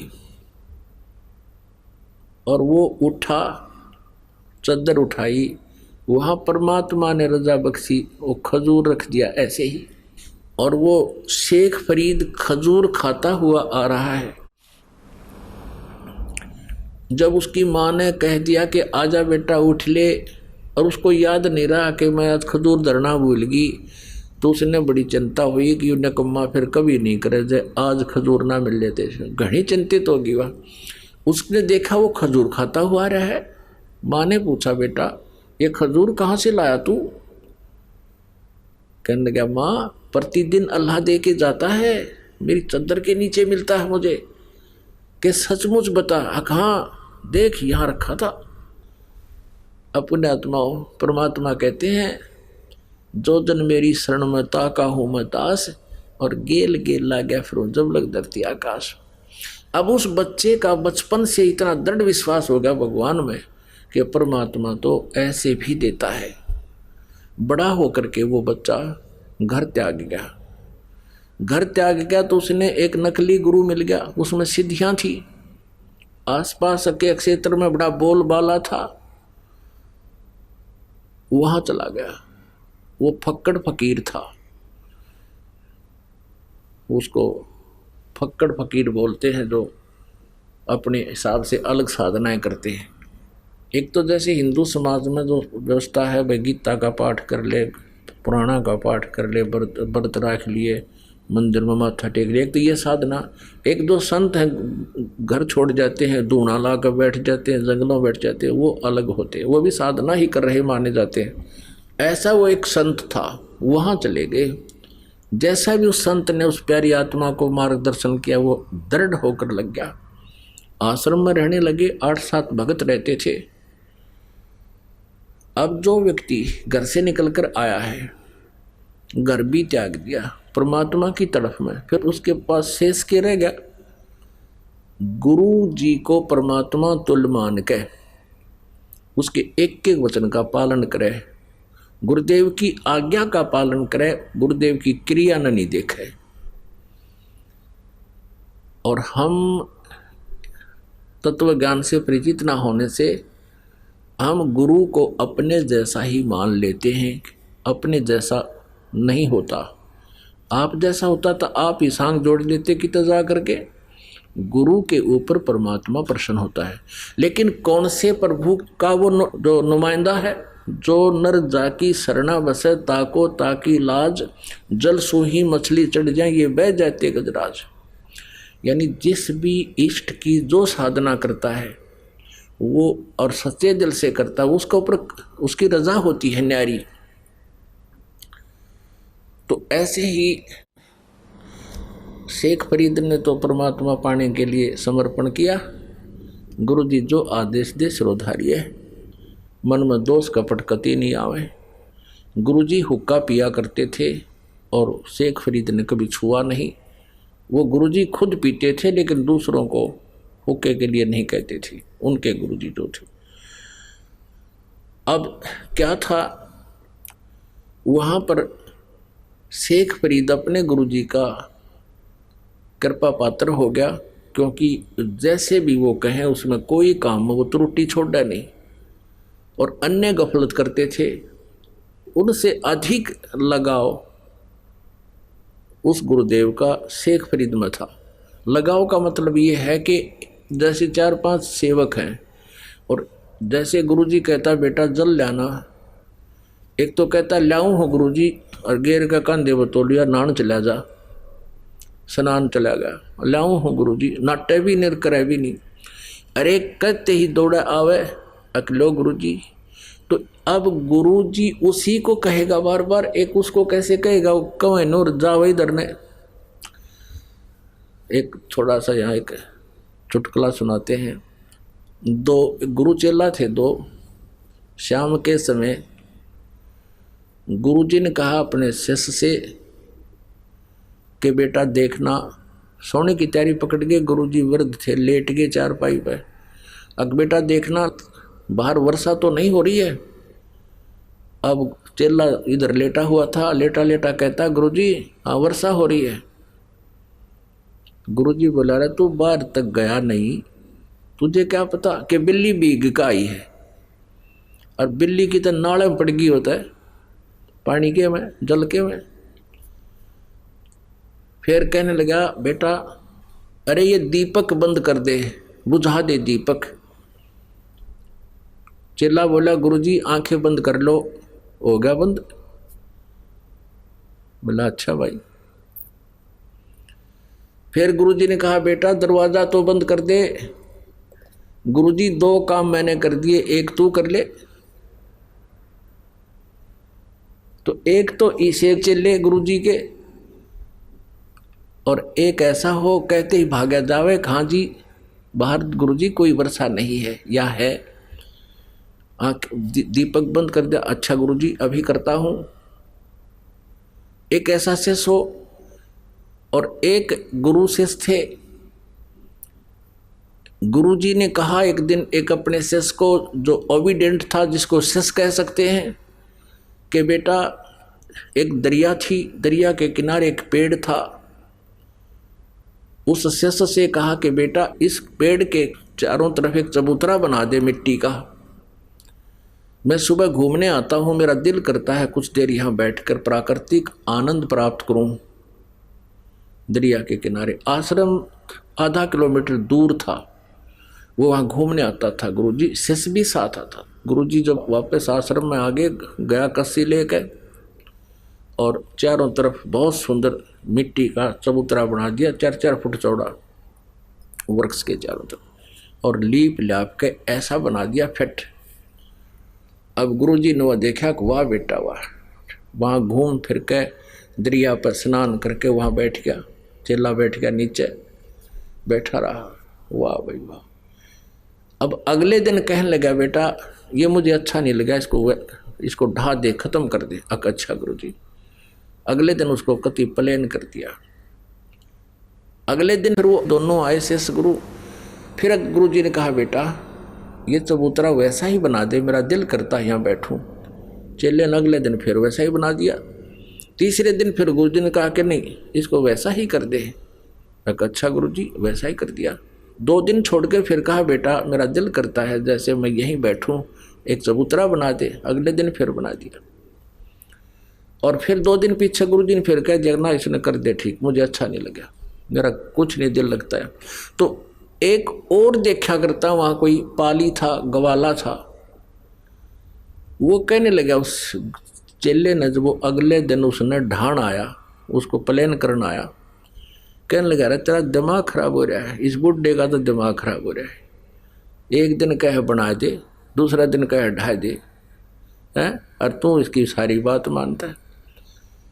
तो वो शिष्य बोला भाई इस मारे क्रियाक्रम तो तू परिचित कोई ना, या मेरी परीक्षा हो रही है भाई, और इस चबूतरे से कुछ लेना देना को ना। तो कहने का भाव यह कि एक ऐसा शिष्य हो, तो वो ऐसे शिष्यों में तो था वो कौन, शेख फरीद। और दूसरे वो थे, दो काम मन कर दिए गुरुजी, एक तू कर ले के जमा टूट रहे हैं तेरे। अब ऐसे ही बच्चे को कहा जा बेटा ऐसा कर ले ऐसा कर ले, तो उनको ईर्षा होगी कि शेख फरीद को ज़्यादा प्यार करते हैं। अब प्यार के करो, काम तो कराना ही है अपना। तो उन्होंने सोचा कि शेख फरीद की ऐसे वो करते हैं जिससे गुरुदेव के ये हृदय से उतर जा। उनको ये चिंता थी कि गुरु जी इस गद्दी का मालिक इसने बनावेंगे। भगवान पाने आ रहे हैं और फिर इसी कुबाड़ में उड़ जाए। वो किसा हंस किसा संत है, गद्दी की भूख जिसमें है। शेख फरीद में वो नहीं थी, वो केवल अपना कर्तव्य प्रयाण रहता था, अपने कर्तव्य को मुख्य समझता था। वो तो आया मालिक पाने के लिए था। तो उन्होंने एक स्कीम बनाई कि गुरु जी के हृदय से इसको उतारें, कोई ऐसी गलती हो जिससे गुरु जी से नाराज हो जाए। अब वहाँ क्या कर रखा था, सबको सेवा देने के उद्देश्य से एक एक दिन बांट रखे थे। 5-6 जितने भी शिष्य थे वहाँ पर एक दिन एक शिष्य की ड्यूटी लगती थी। गुरुजी का सुबह से लेकर शाम तक सारे काम वही करेंगे, जैसे भोजन बनाना, खिलाना, कपड़े धोना, और वो हुक्का पिया करता, हुक्का पिलाना उसको, उसकी सफाई सफाई कर और काम अन्य कर देते थे। तो एक दिन शेख फरीद की ऐसे चल रही थी रूटीन। तो एक दिन उसकी सेवा आई और गुरुजी, क्योंकि ये तपस्वी होते हैं सिद्ध, और तपस्वी में तामस ज़्यादा होता, क्रोध बहुत होता है। वो गुरुजी क्या करता था कि रोटी खा के, खाना खा के हुक्का पीता था, शाम के समय भी और दोपहर को भी। शाम के समय एक दिन क्या हुआ कि शाम के समय शेख फरीद का दिन था सेवा करने का। उन्होंने सोचा दिन में तो इधर उधर से बना लेगा ओके की आग। क्या करता था वो गुरु, यदि खाना खाने के पश्चात हुक्का 5-10 मिनट में आ गया, लिया तो लिया, चला नहीं तो डंडा उठा के उसके कई मारता था, और कई दिन उसको सेवा नहीं देता था, कई दिनों तक। इतना कुपित हो जाता था, हुक्के का इतना कसूता वो था एबी। अब इस बात का सबको पता था। तो अन्य जो शिष्य थे उन्होंने सोचा कि आज इसकी टर्न है और शाम के समय अग्नि को बुझा देंगे हम, जब ये खाना खिलाने जाएगा गुरु जी को। अब खाना बना के शेख फरीद जी क्या करते थे कि लकड़ी की कोले होते थे, उनको तैयार कर देते थे हुक्का भरने योग्य। आते हुक्का भर के गुरु जी को दे दूंगा, खाना खिला के आके 2 मिनट में 4-5 मिनट में दे देता था। अब खाना खुना खिला के आराम, तो वो आया, देखा पीछे से आग बुझ गई। आग थी नहीं उसमें, अग्नि नहीं थी, वर्षा के दिन थे। उसने सोचा भाई होगी आग बुझ गई होगी, नहीं ध्यान गया। उसने सोचा 1 किलोमीटर दूर है गांव, वहाँ धुआं उठ रहा था एक घर में, शाम का समय था। उसने सोचा आज तक की जितनी भी अब गुरुजी के प्रति आपकी गुडविल है वह खत्म होगी और तेरी भक्ति का नाश हो जाएगा। गुरुजी रुष्ट हो गए तो मेरे पल्ले कुछ नहीं रहेगा। ये सोच कर चलम उठा के की स्पीड ठोक दी, फुल स्पीड तक गया जिस घर में धुआं उठ रहा था। और वो माई क्या कर रही थी, वर्षा के दिन थे, चूल्हे में अग्नि बालने का जलाने की प्रयत्न कर रही थी। कभी धुआं हो जा, कभी आंखों में धुआं आवे, पानी पड़े, यानी गिल्ला सापन हो करके वो आग जला रही थी। कभी बुझ जाती थी, कभी फिर जला रही थी, यानी उसने आग जला रखी थी ऐसे, और वो दुखी हो रही थी। अब शेख फरीद कहा माई अग्नि देना, माई अग्नि देना। अब वह हो रही थी गुस्से में कि अग्नि डोना वाला, आँख फुड़वा ले, आँख फूट गई मेरी, तो भी फुड़वा ले आँख, तब दूंगी अग्नि। अकले माई चिमटा ले रहा था, आँख में गोक है और वो आँख काट के दे दी। अकले माई अब तो दे दे मुझे अग्नि। अब माई ने सोचा रे तेरा गजब इतने सचमुच आँख निकाल दी। वह डर गई, सारी चूल्हे की आग बाहर निकाल दी कि ले महाराज जी ले जा। उनको पता था कि ये जिस आश्रम से आया है वो महात्मा बहुत सिद्ध पुरुष है, उसने जो वचन निकाल दिया तो तुम्हारे कुल का नाश हो जाएगा। वह डर गई। अब उसने कुछ नहीं कहा बेचारे ने। उसने क्या किया, अपना कपड़ा सा बांध लिया एक आँख के ऊपर के जो निकाली थी और अग्नि रख के और फिर सपीटते भाग लिया। उधर गुरुजी ने देखा भी 2 मिनट हुई, 4 हुई, 5 होगी, 10 मिनट जब होगी आवाज लगाई रहा शेख फरीद हुक्का भरला बेटा, आवाज नहीं आई। थोड़ी देर पाछे फिर लगाई आवाज, तीसरी आवाज फिर लगाई रहा कित मर गया तू शेख फरीद, कहाँ मर गया तू आज। तब उसने सुने गुरुजी तो भाई नाराज हो लिए, वो दूर से ही कहता आ गया गुरुजी, आ गया गुरुजी। बोला के बात होगी थी, गुरुदेव अग्नि बुझ गई आज और गांव से दौड़ के लाया। अका अच्छा बेटा कोई बात नहीं, रख दे। वो कब्र कहो तो पीगस हो गया और वो जाकर अपना एकांत में लेट गया। माई ने सोची जे अब जाऊंगी तब ना जाने महात्मा के कह देगा, सुबेरे तक कुछ उनका गुस्सा कम हो लेगा। उसने सोचा था यो चेला जाकर बताओगा वो लाल पीला होया पाओगा। वह माई सुबेरे मटके के कापण पर ढक्कन पे वह आंख रख कर लेगी और कहने लगी महाराज जी मेरे पे गलती होगी। सारी कहानी बताई, ऐसे ऐसे आपका शिष्य गया था और आग अग्नि मांगे था और मैं दुखी हो रही थी महाराज जी, मेरे से गलती से निकल गया, तू आंख फुड़वा ले। आपके चेले ने आंख निकाल के दे दी या रखी। तो उसने सोचा रहे शेख फरीद गया था, वो बुलाओ भाई शेख फरीद। बाज जाया खां जी कि ये क्या कहानी है, क्या हो गया था बेटा। कुछ नहीं गुरुदेव, आपके होते क्या हो सकता आपके दास को। अरे ये माई क्या कह रही है। तब उसने कहा, माई कहने लगी सचमुच ये ऐसे आंख निकाले, ये पट्टी बांध रहा है गुरुदेव। बोला रे सचमुच। वो गुरु कहने लगा खोल इस पट्टी को। पट्टी खोली तो आंख साबित पाई, पूरी आंख पाई उसकी शेख फरीद की, लेकिन थोड़ी छोटी थी। अब पुण्यात्माओं इस कहानी का, इस कथा का जो निष्कर्ष निकलेगा उस पे ध्यान देना। अब इतने सिद्ध पुरुष होकर भी वो मोक्ष प्राप्त नहीं थे, मोक्ष की साधना नहीं थी। परमात्मा कहते हैं, परमेश्वर अपनी अमृतवाणी में कि ऐसी ऐसी 24 सिद्धियां भी आपके पास आ जावें तो अगर सत साधना नहीं है तो भी आपका जीवन व्यर्थ है। अब क्या हुआ, अब इस बात से और आसपास खूब महिमा होगी उस संत की, भाई ऐसा संत है, ऐसा संत, ऐसा हो गया, ठीक। कुछ दिनों के बाद उसकी मृत्यु होगी संत की, उस महात्मा की। शेख फरीद तो भक्ति के लिए निकला था और वो तपस्या की मार्ग बताता था। अब जो गुरु था वो साधना बताता था कि तप करो, कष्ट दो शरीर को ज़्यादा से ज़्यादा, तब तुम्हें परमात्मा प्राप्ति होगी, दर्शन होंगे, दीदार होंगे अल्लाह के।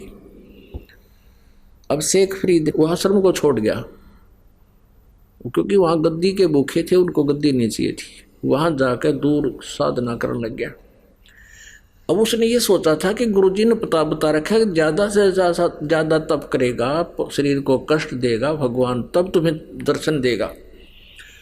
12 वर्ष में उसने 50 किलो अन्न खाया।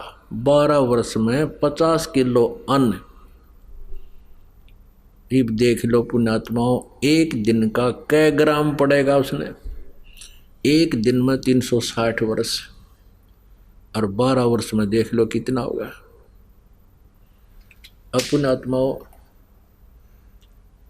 ऐसा अल्पाहार करने से उसका शरीर कमजोर घना हो गया और बाहर बैठे तो कौवे आ जा उसको मृत समझकर उसकी आंखों को खाने के लिए। और कौवों से वो कहता, शेख फरीद जब कौवे आकर बैठ के माथे पे हाथ पर अल्लाह नहीं बढ़िया बाहर लेटा हुआ, कभी कुएं में 12 वर्ष लटका करता वो, 12 वर्ष कुएं में लटका उल्टा, ऊपर वृक्ष की डाले का रस्सा बांध के पैरों का बांध के नीचे लटकन लाया गया। 12 वर्ष तक कुएं में लटकाओ। कभी कभी बाहर आ जाता था, थोड़ा बहुत घूम फिर लेता, फिर लटक जाता था। बाहर लेटा हुआ था, कौवे आगे। कौवे ने सोचा ये व्यक्ति मरा हुआ है, शरीर पर कहीं मांस नहीं, कति हार्ड अस्थि पिंजर दिखाई दे। कौवे बैठ गए माथे पे कि इसकी आँख खा लेंगे, आँखों में है थोड़ा बहुत मांस। जब वो कौवे आकर बैठे, शेख फरीद ने कहा कि कौवे भैया मेरे शरीर पर कहीं मांस तुम्हें मिल जाए वो खा लो, अपना पेट भर लो, पर मेरी आंखें मत खाना, हो सकता है मुझे भगवान का दीदार हो जाए। मेरी आंखें ना खाना, मुझे भगवान के दर्शन की आशा है। यूं कह के फूट फूट कर रोने लग गया कि भगवान मिला नहीं, सारा जीवन व्यर्थ हो गया, अब पता नहीं कितने दिन का जीवन है। तो सोचा कि अगर बाहर ज़्यादा रहूँगा तो ये कौवे फिर खा जाएंगे। धीरे धीरे ऊपर रस्सी बांध ली और धीरे धीरे अभ्यास हो रहा था, पकड़ के लटक गया और फूट फूट कर रो रहा कि भगवान अल्लाह के दर्शन हुए नहीं आपके, और जीवन अंत हो गया। कौन सी त्रुटि बनी मुझ पापी से, गुरुजी ने जो बताया था मैं सब कर रहा हूँ। अब जब ये दशा देखी, कहते हैं जो जन मेरी शरण है, ऐसी पुण्यात्माएं जो हैं वो कभी परमेश्वर कबीर जी की शरण में, उनके सानिध्य में साधना किए हुए होते हैं, जब वो तत्वदर्शी संत रूप में पृथ्वी पर विराजमान होते हैं। उसमें इतनी अच्छी भक्ति बन जाती है कि कई जन्मों तक भी वो अगर पार नहीं होते तो यहाँ भटकते रहते हैं, उसकी तरफ रहती है, वो भक्ति अंश समाप्त नहीं होता, जैसा आप जी के अंदर है। ये सभी पुण्यात्मा जो दूसरे पंथों में या धर्मों में या कहीं किसी और मंदिर मस्जिद गुरुद्वारों में जो जा रहे हैं, ये परमात्मा की भक्ति चाह रहे हैं, कभी ना कभी किसी युग में परमात्मा कबीर देव जी के सानिध्य में भक्ति किए हुए। अब शेख फरीद भी उन्हीं में से, उन पुण्यात्माओं में था जो पार हुआ नहीं। बीच में हम विचलित हो जाते हैं क्योंकि हम भगवान को पहचान नहीं सके, क्योंकि हम सदग्रंथों से परिचित नहीं थे, इसलिए हम विचलित होते रहे। भगवान आकर चले गए, हम यहीं रह गए, वो हम उनके साथ नहीं जा सके क्योंकि हम उनको पहचान नहीं सके, उन पर विश्वास बना नहीं। अब शेख फरीद लटका हुआ रो रहा बुरी तरह। अब कहते हैं जो जन मेरी शरण हो, ताका हूँ मैं दास, और गैल गैल ला गया फिर जब लग धरती आकाश। वहाँ खड़े हो गए कुएं पर जाकर परमात्मा, और रस्सा बांध रखा था, और रस्से को पकड़ कर यूँ खींच लिया ऊपर ने, जैसे बाल्टी निकाल लिया करें पानी की कुएं से। शेख फरीद जी जब कुएं में लटका करते थे उल्टे, तो कोई ग्वाले आ जाते थे, पाली होते थे, ये शरारती हुआ करें, वो क्या करते थे उस रस्से को पकड़कर ऐसे हिला देते थे। शेख फरीद कभी इधर जाकर लगता कुएं का, कभी इधर लगता ऐसे, फिर वो यूँ करके बेचारा अपना टाइम पास करता। बच्चे थे, 1-2 बार लाल होकर छोड़ कर चले जाते थे। अब उसने सोचा कि आज यूँ अच्छा उस्ताद आया, इसने तो बाहर निकाल लिया मैं।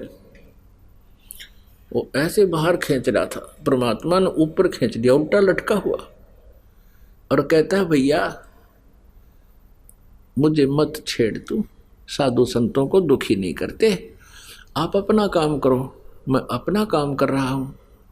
उल्टे लटके लटके बात कर रहा है, मुझे छोड़ दे वापस। परमात्मा ने कहा आप यहाँ क्या कर रहे हो? शेख फरीद ने कहा कि मैं परमात्मा के दर्शनार्थ, भगवान के दर्शन के लिए मैं साधना कर रहा हूँ।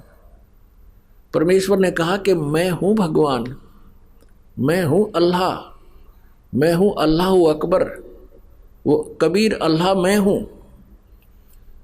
शेख फरीद कहता है मजाक ना करे, तू अल्लाह नहीं है।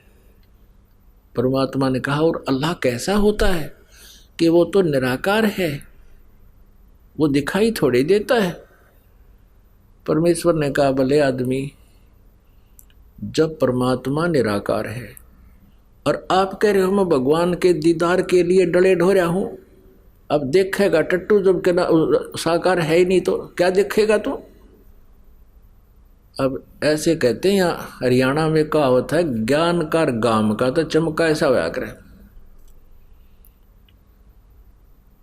अब उसकी एकदम सारे पुरजे सीधे हो गए शेख फरीद के, और परमात्मा खड़े सामने। एकदम समझ में आ गया को हो सचमुच परमात्मा कहते हैं एक तरफ तो तू निराकार बतावे बेचून है भगवान, और फिर नो का उसके दर्शन के लिए मैं डले ढो रहा हूँ, साधना कर रहा हूँ। तो पहले तेनू देख तुम कह के रहे हो और कर क्या रहे हो। तो उसने सोचा शेख फरीद ने, भाई काटे का आदमी 16 ने बात की, विश्वास फिर भी ना क्यों भगवान है, पैर पकड़ दिए नू के नू। यह बात उनको याद है कि कुरान शरीफ में ये लिखा कि उसके बारे में कोई बाखबर बताओगा। तो उसने नो सोची अल्लाह तो यूँ नहीं हो सकता, लेकिन बाखबर जरूर है, यानी तत्वदर्शी जरूर है। इतनी एक ही सेकंड में सारी बात समझा दी कि निराकार को देखेगा कि तू, फिर जब निराकार है तो फिर क्यों कर रहा है साधना।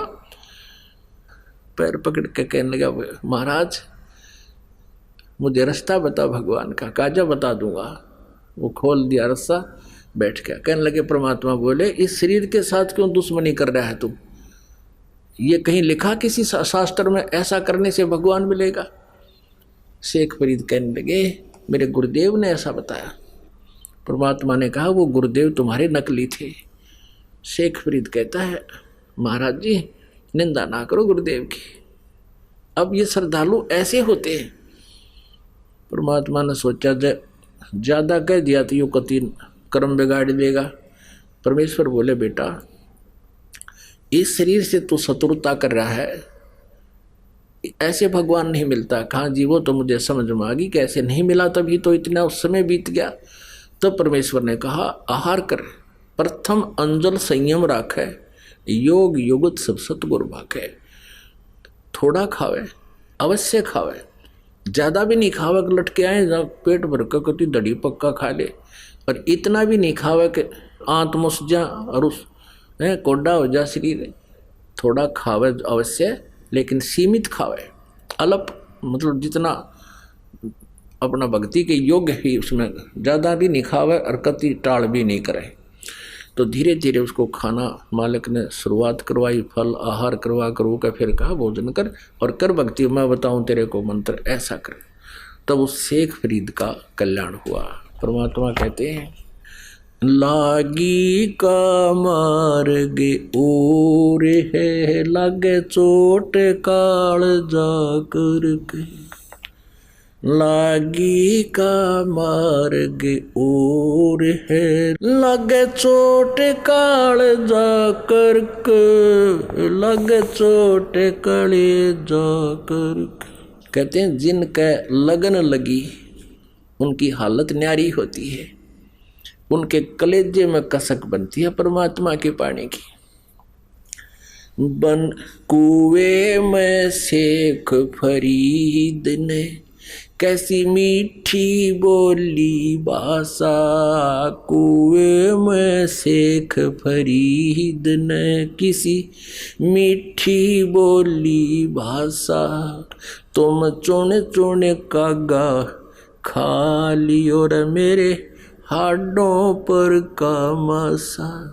तुम चुन चुन कागा खा लियो रे मेरे हाडों पर का मासा।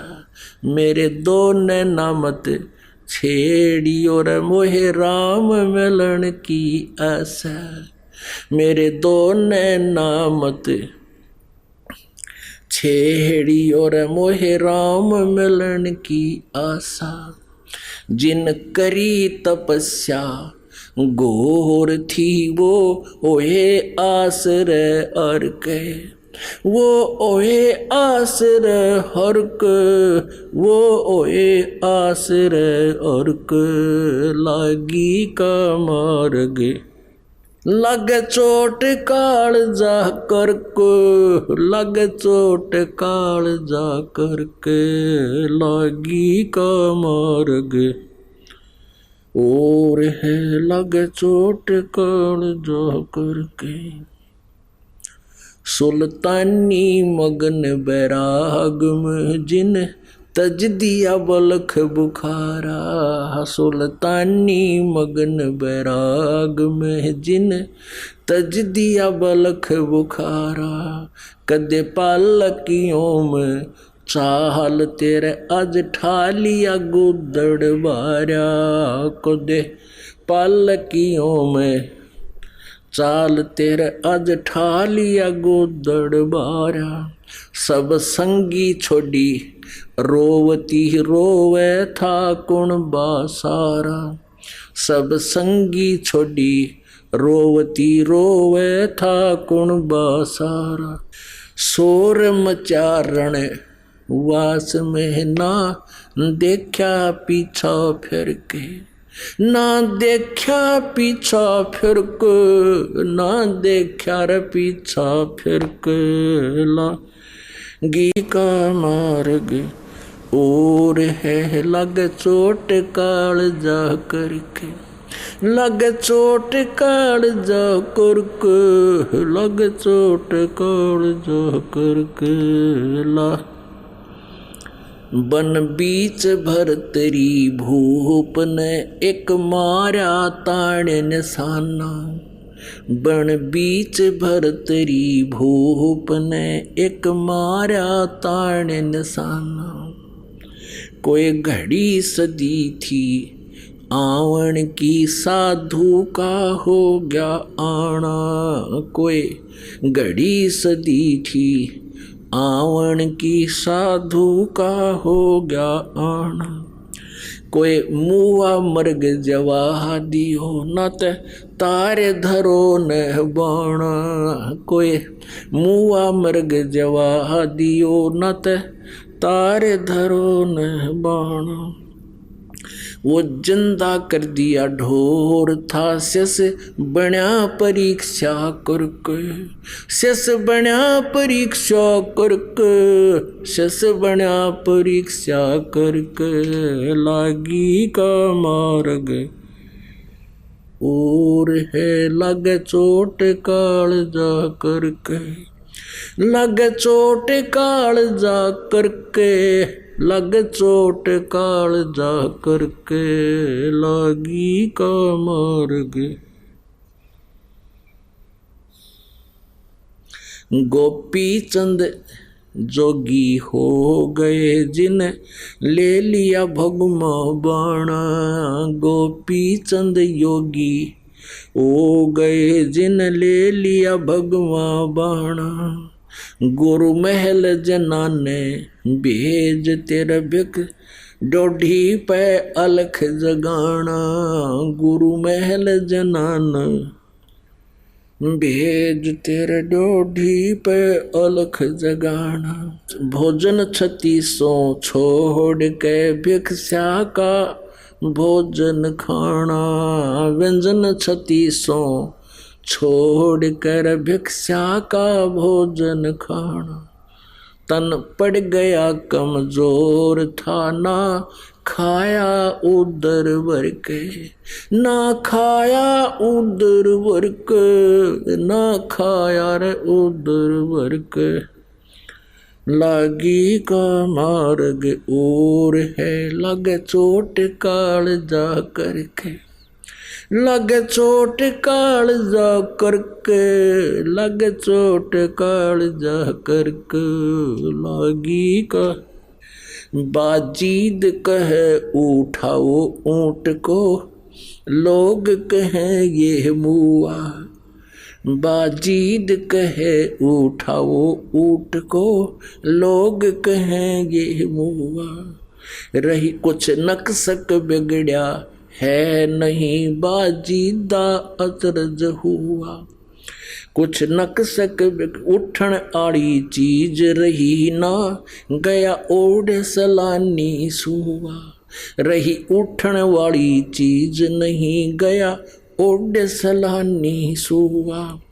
कुछ नक्सक बिगड़या है नहीं बाजीदा अचरज हुआ, कुछ नक्सक बिगड़या है नहीं बाजीदा अचरज हुआ। जिन किया अचंबा घोर है तजा राज काल से डर के, तजा राज काल से डर के, तजा राज काल से डर के। लागी का मार्ग और है लग चोट काल जा करके लागी का मार गे। और है लग चोट काल जा करके लग चोट काल जा करके लग चोट काल जा करके। पीपा दरिया में कूद गए जिन कसी करी डेठाई। पीपा दरिया में कूद पड़े रजिन कैसी करी डठाई। वो नरपाड़ा जीत गए जिन सिर धड़की बाजी लाई। वो नरपाड़ा जीत गए रजिन सिर धड़की बाजी लाई। कह मंगलानंद चेतियो तुम सोच समझ मेरा भाई। कह मंगलानंद चेतियो रे तुम सोच समझ मेरा भाई। बिन चेते ये झूठा शोर है कुछ जाइयो शुक्र करके। कुछ जाइयो शुक्र करके कुछ जाइयो रे शुक्र करके लोगी का मर गे। और है लग चोट काल जा करके। अपन आत्माओं ये महापुरुषों की गिनती कराई है इस कवि ने। और इसमें उन महापुरुषों का ज्ञान दिया है जिन्होंने परमात्मा के लिए समर्पण किया। अब परमेश्वर कबीर जी कहते हैं ये बातें कैन सुन की नहीं है, ये कर पाड़न की है। ये गान बजान और कैन सुन तक सीमित नहीं रखना है, ये ऐसे करना पड़ेगा। और अब कितना आसान तरीका है। परमात्मा के पाने के लिए योगों से प्रयत्न चल रहा है। एक पीपा ठाकुर नाम का राजा था इधर राजस्थान के अंदर, गिगनौर शहर का, गिगनौर का। वो दुर्गा का पुजारी था और उसको दुर्गा जी जो है साक्षात दर्शन देती थी। और एक दिन रामानंद जी चले गए उधर, क्योंकि रामानंद जी को परमेश्वर कबीर जी के ज्ञान का परिचय हो गया था। और परमेश्वर ने कहा था कि आपकी बहुत महिमा है, आम व्यक्ति आपकी बातों पर विश्वास करते हैं और आप महर्षि प्रसिद्ध हो। आप दास ने जो ज्ञान दिया है इसका प्रचार करो। वो परिचित भी हो गए थे, परमात्मा को देख भी चुके थे सतलोक में रामानंद जी कबीर जी को। एक दिन रामानंद जी ऐसे फिर प्रचार के लिए जाने लगे हैं। रामानंद जी उसी शहर में चले गए, राजा के यहाँ रुक के। राजा बड़ा धार्मिक था। उस दिन कथा सुनाई रामानंद जी ने, जो परमात्मा कबीर देव जी ने, परमेश्वर जी ने उनको बता रखा था, वो ज्ञान सुनाया सारा। तो पीपा जी ने कहा कि महात्मा जी आपकी बात मुझे जची नहीं कि दुर्गा से ऊपर भी कोई शक्ति है। तो रामानंद जी ने कहा कि आप अपनी देवी से पूछ लेना। अब उसने एक विशेष अनुष्ठान किया करता था, जब उसको दर्शन देती थी विशेष अनुष्ठान करवाया। दुर्गा प्रकट हुई। दुर्गा से पूछा कि माता कोई और भी शक्ति है? तो ये देव जो होते हैं झूठ नहीं बोला करते हैं। उन्होंने कहा कि हाँ भाई और शक्ति है, पर वह तुझे मिला को नहीं, तुझे वो दर्शन नहीं देगी। अब पीपा का खटक गया बात है, भाई दर्शन वो क्या सारा काम होगा। अब क्या किया रामानंद जी ने, फिर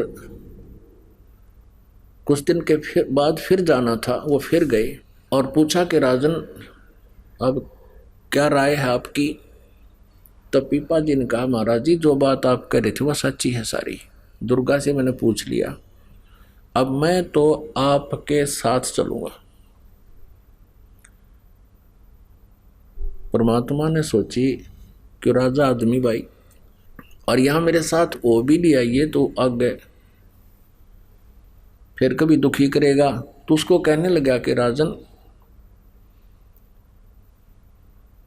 ठीक है, आपको मैं फिर आऊँगा लेने के लिए, आप फिर आना। अब पीपा ने सोचा कि ये महाराज जी फिर आवेगा और मेरे कसक लाग रही करड़ी। कहने लगा महाराज जी मेरा तो पल पल भारी हो रहा है, मैं आपके साथ चलूंगा। बहुत समझाया कि राजन वहां जमीन पर सोना पड़ेगा, भूखी सूखी खानी पड़ेगी, अगर मैं सब कुछ कर लूंगा। फिर उसने सोचा अकबर चल ठीक है, बोले तो त्याग दे, राज त्याग दिया। अब उनकी पत्नियां भी तैयार हो ली। 3 पत्नी थी पीपा ठाकुर के, 3 औरतें थी, तीनों तैयार हो ली कि हम भी चलेंगे आपके साथ। अब राजा बोला कि महाराज जी ये तो तीनों तैयार हो ली, यू सांग फिर नो का नू रह गया आगे, ये भक्ति करने देनी मेरे को। रामानंद जी कहने लगे काम कर, इनको न्यू कह दे कि अपने गहने और सब आभूषण हैं, अच्छे अच्छे कपड़े यहाँ छोड़ दो, एक तन पर जो कपड़ा पहन रखा है वो साथ ले ले, कह दे, फिर कोई दिक्कत नहीं। उसने ऐसा ही कह दिया सबको। अब तीनों के पास राजा कहने लगा कि अपने आभूषण सब यही उतार दो, सिंगल कपड़े पहन लो, एक एक ड्रेस लेकर चलो मेरे साथ। 2 तो ये कहने लगी कि ना जेवर ना छोड़ दूँ मैं, आभूषण ना छोड़े, इतना सोना इतने बढ़िया हार हम ना चलते। फिर वो तीसरी का नाम सीता था। सीता ने सब आभूषण उतार कर वहीं रख दिए, सिंपल साड़ी पहन ली जो सिंपल सी, और वो तैयार हो ली। अब राजा वापस आया, गुरुजी बैठे थे अलग स्थान पर बाहर। कहने लगे गुरुदेव 2 आपत्ति तो टल गई, एक रहेगी वह तैयार हो ली। क्योंकि रामानंद जी को पता था कि स्त्री को अपने आभूषण जानते ही प्यारे हुआ करें, और जिन आभूषण भी त्याग दिए तो वो भक्ति में बाधक नहीं हो सकती, वो पुण्य आत्मा है। और जब ये त्याग देंगी तो ठीक है, कोई दिक्कत को नहीं, फिर भक्ति कर लेंगी। और जब ये आभूषणों की चपटी है तो वहाँ पार पड़े को नहीं, आभूषणों की चपकी रहेंगी तो ये भक्ति की योग्य नहीं है। तो 2 तो नाटकी साथ चालन तो मना कर दिया, एक फिर भी तैयार हो ली। तब रामानंद जी ना के बता के भगवान 2 तो टल गई, एक अब भी रहेगी। रामानंद जी कहने लगे मैं चलता हूँ तेरे साथ। रामानंद जी ने कहा कि बेटी ये देखो हमारे साथ चलेगी, वहाँ 100 तरह के व्यक्ति होते हैं, कोई बुरा कहेगा, कोई भला कहेगा, बदतमीजी करेंगे, आप यही रहो। अक नहीं महाराज जी, मुझे भी आत्म कल्याण कराना है। तो रामानंद जी कहने लगे बेटी हमारे साथ चलना है तो कति नी वस्त्र होकर चलेगी। अब सीता बोली जी ठीक है। जब वो साड़ी लागी उतारन, कब लो, तब कहने लगे बेटा बस बस बस। तब रामानंद जी कहने लगे, रामानंद जी ने कहा पीपा जी से कि ले ले इस बेटी ने साथ, या तेरा बाधक नहीं पड़ेगी, सहयोग देगी, इसलिए तो कुर्बान होगी है सब कुछ। और लोक लाज मर्याद जगत की तरण जो तोड़ बगावे, जब कोई राम भगत गत पावे। तो दोनों चले गए, रामानंद जी के वहां रहने लगे। रामानंद जी कहीं बिहार पर चले गए बाहर घूमने के लिए, दूसरी तरफ सत्संग करने के लिए। उनको कहा कि तुम यही रहना, मैं 10-15 दिन में आऊँगा। वो दोनों जने आश्रम में छोड़ दिए। उन्होंने सुन रखा था कि भगवान कृष्ण जी की द्वारका जलमग्न होगी, जल में डूबेगी। वो दोनों सीता और पीपा दोनों घूम रहे थे, पति पत्नी यानी भक्त भक्तनी। वहाँ एक पाली था, उससे पूछा कि कहते हैं भगवान श्री कृष्ण जी की द्वारका थी यहाँ पर, क्या अब भी भगवान यहाँ रहते हैं? पाली बोला हाँ यहीं रहते हैं, ये अंदर है, इसमें इस दरिया के अंदर है। अब उन्होंने दोनों ने सोचा कि गुरुजी आवे तब तक भगवान को मिलाते हैं, भोले बाले होते हैं भक्त। उसने कम्मे आदमी की बातों पर विश्वास कर लिया कि यहाँ है भगवान की द्वारका नीचे। ग्वाल बाल भी है वहाँ पर, खूब खेलते हैं वहाँ पर। उन दोनों ने सलाह मिला ली, गुरुजी आवे तब तक अब तक यहाँ भगवान से मिलाते हैं। चलो, दोनों ने सोचकर कदम छलांग लगा दी दरिया में। अब परमेश्वर कबीर देव जी ने उस दरिया के अंदर ही द्वारका रच दी उन भक्तों के लिए। अब 7 दिन वहां रहे, ग्वाल बाल भी तैयार कर दिए के लागे भगवान ने, और श्री कृष्ण का रूप बना के वहां घूम रहे हैं। 7वें दिन वो चलन लगे वापस, भगवान हम जाओ, हमारे गुरुजी आने वाले हैं। तब कहते हैं श्री कृष्ण रूप में परमेश्वर पूर्ण ब्रह्म ने एक अंगूठी निकाल कर दे दी और पीपा जी को परा दी। उस पर लिखा था कृष्ण। अब कहते हैं क्रय करावा साइया कबीर परमेश्वर ही तीनों लोकों में प्रवेश करके सबका धारण पोषण करता है, यानी सबका जो भी कार्य है वही करता है। अब वो स्वयं अपनी महिमा नहीं कराता। अब उधर से क्या था, जब उस पाली ने देखा कि दो वो साध्वी और साधु भगत भगतनी दरिया में डूब कर मर गए और खेतों में काम कर रहे थे, वो उनको आवाज़ लगाई कि भागियो भागियो। वो बाजे आए 10-20 आदमी। क्या हो गया कि भगत और भगतनी डूब गए नीचे। कैसे डूब गए कि मेरे से पूछ रहे थे द्वारका है यहाँ, मैंने वैसे मजाक कर दिया कि यहाँ है। उन्होंने आपस में सलाह करी चलो भगवान के दर्शन कराते हैं, दोनों छलांग लगा के डूब कर मर गए। तो उन खेतों और व्यक्तियों ने कहा तेरा भलाओ तनियो के कर दिया नालायक, साधु संत भोले बाड़े व्या करे। वो बहुत दुख पाया, भी बड़ी गलती बनी है। तो अब 7वें दिन वो पाली वहीं घूम रहा, पश्चाताप कर रहा कि के बनी। वो दोनों निकले नीचे तो अब वो डर गया कि भूत कितना है गे। पाड़ी ने सोचा भाई यू क्या, ये तो कभी साथ में आ खड़े हो, एकदम भागण जोगा भी ना रहा। फिर कहा रे हिम्मत सी करके कहा कि आप जीवित कैसे हो गए। वो कहने लगे आप मरे कहाँ थे कि दरिया में डूबे नहीं, तुम डूबे वो जो भगवान का भक्ति नहीं करता। हम तो भगवान से मिलकर आए हैं, श्री कृष्ण के साथ घूमे फिरे, वहाँ ग्वाल बालों से खेले कूदे।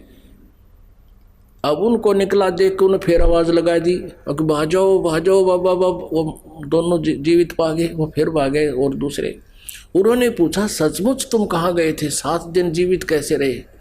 वो कहे हम मरे ही नहीं। तो उनका विश्वास क्यों कर हो, तो भगवान ने इसलिए वो अंगूठी दी थी कि विश्वास हो जाएगा। अंगूठी वो सोना के आसपास भी को नहीं, वो सोने की नहीं ऐसी धातु की थी, अन्य धातु की। दिखाया देख भगवान ने ये अंगूठी दी है, यहाँ तो ऐसी धातु भी नहीं है। उस पर कृष्ण नाम लिखा था।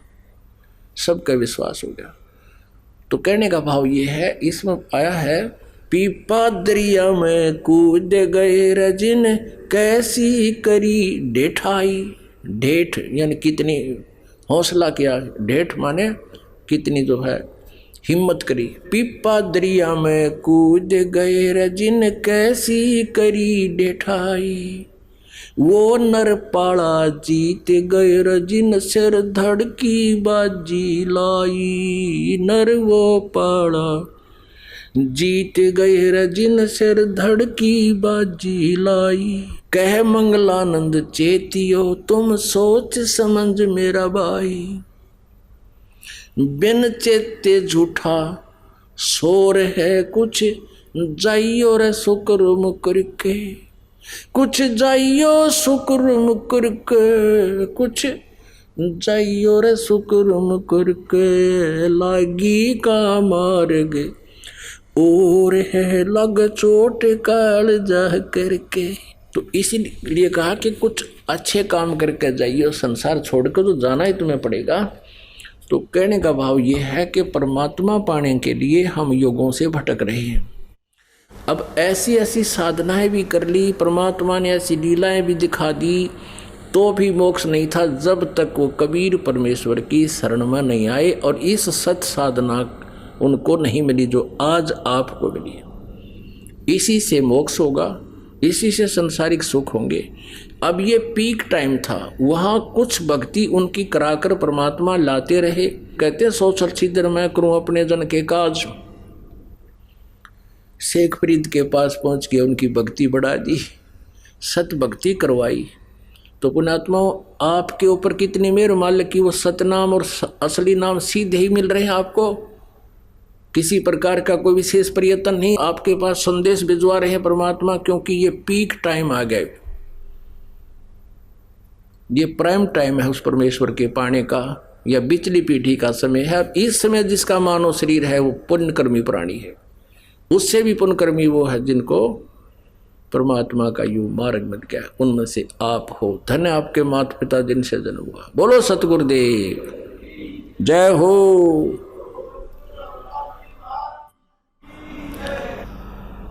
आइए अब हम उन श्रद्धालुओं के अनुभव जानते हैं जो जगत गुरु तत्वदर्शी संत रामपाल जी महाराज जी से दीक्षा प्राप्त कर चुके हैं तथा उनके द्वारा बताए गए भक्ति मार्ग पर चल रहे हैं। सर नमस्कार। नमस्कार। सर क्या नाम है आपका? हेमचंद दास।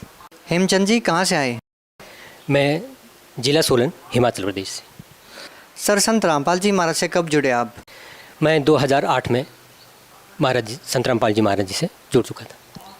सर संत रामपाल जी महाराज से नाम दीक्षा लेने से पहले आप क्या भक्ति साधना करते थे?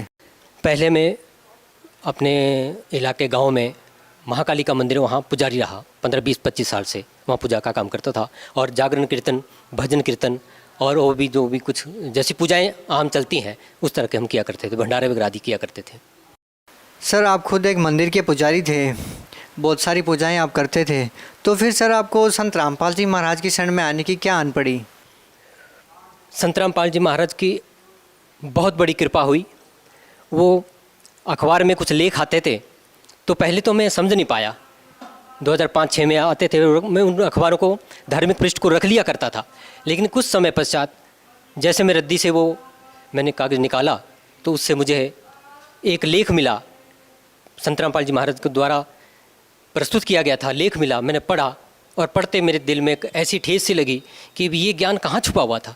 फिर उसके पश्चात मैंने उसमें कुछ नंबर देखे और नंबर देखने के बाद पुस्तकें मंगवाई और जब उसमें ज्ञान पढ़ा तो मैं हैरान रह गया कि पाँव के तले की ज़मीन जो है खिसक चुकी थी। क्योंकि एक मंदिर में पुजारी होने के नाते मुझे ये ज्ञान इस तरह से मिल रहा है, पहले से ऐसा ज्ञान हमें कभी सुना नहीं था, जो कि महाराज की कृपा, संत रामपाल जी महाराज की कृपा से ये ज्ञान हमें उस अखबार के माध्यम से, उसकी कटिंग भी आज मैंने रखी हुई है प्रमाण के तौर पर, तो वो मेरे लिए एक वरदान साबित सिद्ध हो गई और मैं इस तरह से पुस्तकें मंगवा कर महाराज के ज्ञान से परिचित हुआ। संत रामपाल जी महाराज ने बहुत बड़ी कृपा की।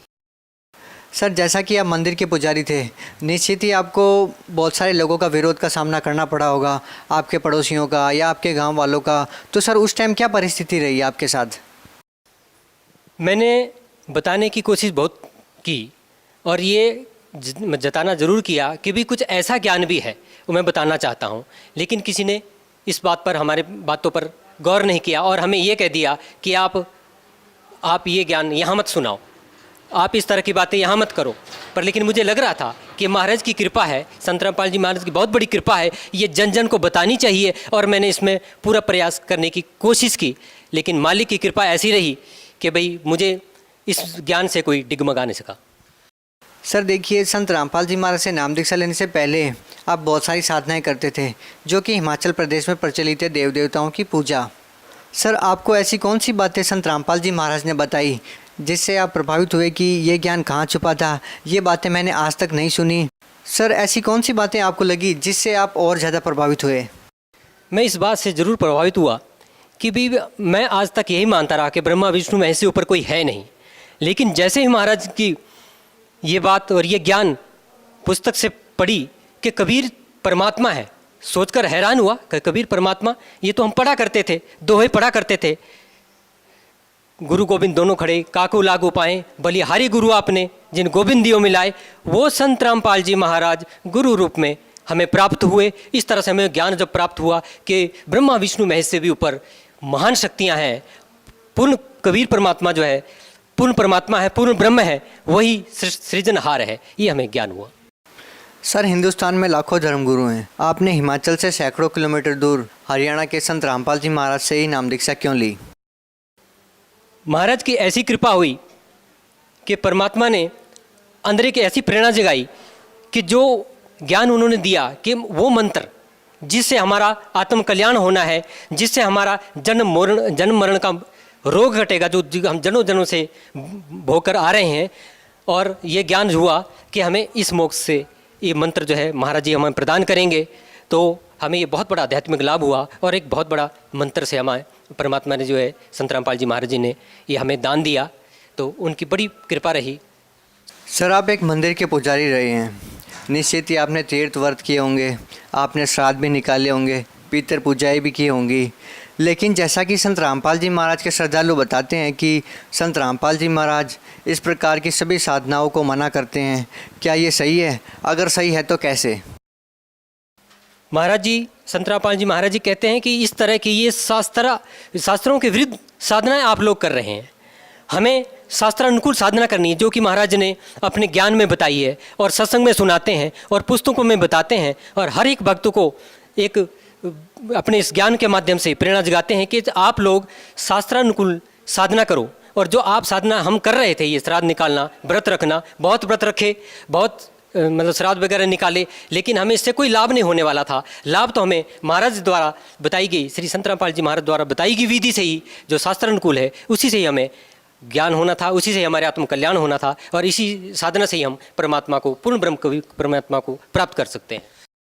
सर, आप एक मंदिर के पुजारी रहे हैं। आपने लोगों को कहा होगा कि तीर्थ व्रत नहीं करेंगे तो हानि हो जाएगी, अगर पितृ पूजा नहीं करेंगे तो हानि हो जाएगी। निश्चित ही ये बातें आपको बचपन में सुनने को मिली होगी। सर, क्या आपको पितृ पूजा बंद करने से या तीर्थ व्रत नहीं करने से कोई हानि हुई?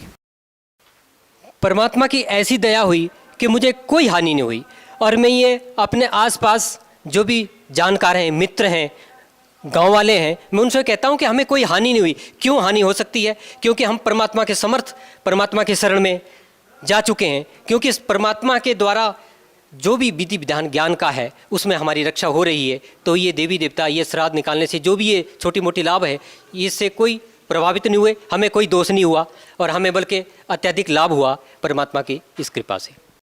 सर, संत रामपाल जी महाराज के श्रद्धालुओं का कहना है कि संत रामपाल जी महाराज से नाम दीक्षा लेने के बाद उनको आध्यात्मिक, भौतिक और बहुत सारे ऐसे लाभ होते हैं जो कि आज तक उनको केवल सुनने को मिले थे। आपको संत रामपाल जी महाराज से नाम दीक्षा लेने के बाद क्या लाभ मिले?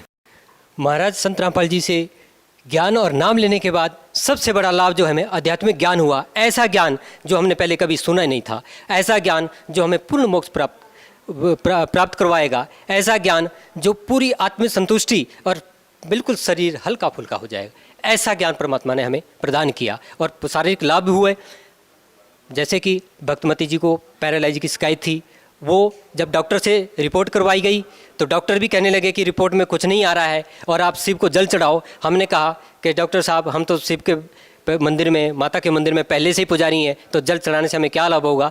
लेकिन सबसे बड़ा लाभ हमें परमात्मा के नामदान से प्राप्त हुआ, और आज आत्मसंतुष्टि, बहुत बड़ी संतुष्टि हुई, और सबसे बड़ा आध्यात्मिक ज्ञान लाभ हुआ हमें। जैसे कि श्री संत रामपाल जी महाराज परमात्मा स्वरूप जिन्होंने हमें ज्ञान दिया, उनकी कृपा से हमें ये सारा ज्ञान, आध्यात्मिक लाभ हुआ, शारीरिक लाभ हुआ और आर्थिक लाभ हुआ। सर, आप 2008 से संत रामपाल जी महाराज से जुड़े हैं। उसके बाद बरवाला की घटना होती है और उनके ऊपर आरोप प्रत्यारोप लगते हैं। सर, आपके क्या विचार हैं? इसमें महाराज जी जो सच्चा ज्ञान दे रहे हैं, इसमें ये जो नकली ज्ञान दे रहे हैं, उनको ये बात बर्दाश्त नहीं हो रही है। और महाराज जी ने सबके शास्त्र, सारे शास्त्र खोल कर बता दिए, सबका ज्ञान जो है खोलकर ये दिखा दिया है कि कौन क्या बोल रहा है। तो महाराज जी ने, संत रामपाल जी महाराज जी ने सारे शास्त्र खोलकर शास्त्रानुकूल जो साधना बताई है, कबीर परमात्मा के पूरा नाम दिया गया है, कबीर जी का नाम दिया गया है, गीता जी में कबीर जी का नाम दिया गया है, गुरु ग्रंथ साहिब में कबीर साहिब जी का नाम दिया गया है, जो कि संत रामपाल जी महाराज जी ने एक एक पेज खोलकर सबके सामने खोल कर बता दिया है, और पूरे रूप से ये ज्ञान सब जनता के सामने प्रस्तुत कर दिया है। सर, आप एक मंदिर के पुजारी रहे हैं। आपको अच्छे से पता है कि संत की पहचान इस समाज में कपड़ों से, मालाएं पहनने से, जटा बढ़ाने से, दाढ़ी बढ़ाने से होती है। लेकिन संत रामपाल जी महाराज के विषय में ऐसा कुछ नहीं है। संत रामपाल जी महाराज बहुत ही साधारण सी वेशभूषा रखते हैं। उनको संत मानना आम समाज के लिए कितना मुश्किल है? भाई साहब, इसमें सबसे बड़ी बात है कि श्री संत रामपाल जी महाराज ने, जो उन्हें सारे शास्त्रों का ज्ञान है, सिर्फ एक हिंदू वेद धर्मों का नहीं, गीता का नहीं, इन वेद और गीता से लेकर कुरान शरीफ, बाइबल, गुरु ग्रंथ साहिब और सभी वाणियों का जो गूढ़ रहस्य जानते हो, वो एक संत की पहचान है कि सारे गूढ़ रहस्य उन्होंने जनता के सामने खोल के बता दिए कि कबीर परमात्मा ही पूर्ण परमात्मा है, वही सर्वशक्ति है, वही पूजनीय है। कंठी माला सुमरनी, पैरे से क्या हो, ऊपर डुंडा साध का और अंतर राख्या को। इस तरह से ये जो चोला पहनकर, साधु महात्मा टीका बिंदी लगाकर ये जो ज्ञान देने की कोशिश कर रहे हैं, लेकिन अंदर इन्हें शास्त्रानुकूल ज्ञान नहीं है और ये ज्ञान को समझ नहीं पा रहे हैं। इससे संत की पहचान नहीं होती है। संत की पहचान शास्त्रानुकूल और उसमें गूढ़ रहस्य जो छुपे हुए हैं उनको जो खोल कर बता दें, वही संत की पहचान है। और बिल्कुल साधारण विषयों में और समदृष्टि, सब पर एक दृष्टि रखने वाले वही संत होते हैं। सर, भगत समाज को क्या संदेश देना चाहते हैं? संत रामपाल जी महाराज की कृपा से जो ज्ञान प्राप्त हुआ, उसके माध्यम से हम प्रार्थना ही करना चाहेंगे सभी भक्त भाई बहनों से कि परमात्मा द्वारा दिया गया ज्ञान, परमात्मा द्वारा लिखी गई पुस्तक ज्ञान गंगा, धरती पर अवतार और अन्य पुस्तकें आप ध्यान से पढ़ें। महाराज द्वारा दिया गया सत्संग ध्यान से सुने। हमारे अंदर जब ये ज्ञान पहली बार प्रवेश हुआ तो हजारों सवाल पैदा हुए, लेकिन हर सवालों का जवाब उस ज्ञान गंगा के अंदर है। और महाराज संत रामपाल जी के सत्संग में है, वचन में है, हर एक जवाब उसी में आपको मिल जाता है। फिर भी भगत एक दूसरे से भी पूछने की कोशिश करते हैं। आप प्रेम पूर्वक सुने, ध्यान से सुने और सत्संग में जो है पूरा ध्यान रखें। जहाँ भी सत्संग हो रहे हों तो उसमें महाराज की जो भी एक एक वाणी, एक एक शब्द पूरे एक भागवत के बराबर है। उससे हमें हर सवाल का जवाब प्राप्त होता है। सर, संत रामपाल जी महाराज अभी जेल में हैं। आज आपका भाव उनके प्रति कैसा है? पहले से काफ़ी ज़्यादा, इसलिए कि महाराज जी एक सच्चाई के लिए, सुना था पहले हम जब जुड़े नहीं थे तो 2006 में महाराज जी जेल धाम में गए हुए थे, तो उस वक्त हमें ज्ञान हुआ था कि भी महाराज जी एक सच्चाई को लेकर चल रहे हैं। तो जो सच्चाई उन्होंने आज से 20-25 साल पहले बोल दी, वही सच्चाई 2006 में भी बोली, वही सच्चाई आज भी बोली है, जिस सच्चाई के खातिर वो जेल धाम में बैठे हैं। और कहते हैं कि सच बोलने वाला कभी डरता नहीं है। उन्होंने दुनिया को जगा दिया है और हर एक आत्मा को उन्होंने उठा दिया है कि आप पढ़िए और अपने ज्ञान को समझिए और अपना आत्म कल्याण करिए और परमात्मा के शरण में जल्दी से जल्दी आइए। सर, क्या कारण है कि संत रामपाल जी महाराज के जेल में होने के बावजूद भी लाखों लोग उनसे जुड़ रहे हैं? जेल में भी बहुत सारे लोगों ने उनकी विचारधारा से प्रभावित होकर उनके अनुसार चलना शुरू कर दिया है। क्या कहना चाहेंगे? इसलिए कि महाराज के उस ज्ञान को समझकर जल्दी से जल्दी जितनी भी भक्त आत्माएं हैं वो नाम लेना चाहती है, क्योंकि वो पहले की पूजाओं से, पहले की किए गए साधनाओं से कष्ट पे कष्ट उठा रहे हैं, लेकिन परमात्मा के नाम दान से शारीरिक कष्ट, दैहिक, दैविक, मानसिक तीनों ताप बड़ी जल्दी से शीघ्र मतलब वो तीनों तापों का निवारण हो रहा है। तो इसलिए महाराज के उस ज्ञान को समझकर, उस ज्ञान को पढ़कर, जानकर शीघ्र महाराज के नामदान से जुड़ रहे हैं, जिससे उनकी संख्या दिन प्रतिदिन बढ़ती ही जा रही है। और ये सुनकर हमारा हृदय भी गदगद होता जाता है कि सच्चा ज्ञान जो संत रामपाल जी महाराज जी ने इस धरती पर, जो कि एक संपूर्ण कबीर परमात्मा के अवतार हैं, महाराज जी एक कबीर परमात्मा के अवतार हैं, वो जेल धाम में नहीं है। जेल में तो हम हैं, हम काल की जेल में फंसे हैं और हमें इस जेल से छुड़ाने के लिए महाराज एक जेल धाम में एक साधारण संत की भूमिका कर रहे हैं। हिमाचल के लोगों को क्या संदेश देना चाहेंगे जो लोग ये सोचते हैं कि हम ऐसे संत से क्या नाम लें जो आज जेल में है? अपने सभी पहाड़ी भाइयों से ये कहना चाहूँगा मैं कि भाई जल्दी से जल्दी आओ भाई। ये ज्ञान हमारी भाई बहनों, इस ज्ञान को तुम इस तरह से समझो कि भाई ऐसा ज्ञान हमें पहले कभी नहीं मिलना। जी, बहुत बहुत धन्यवाद। सत साहिब।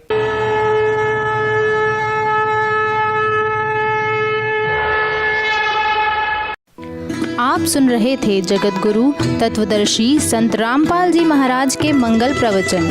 अधिक जानकारी के लिए संपर्क करें 8222-880-541 8222-880-542 8222-880-543 8222-880-544।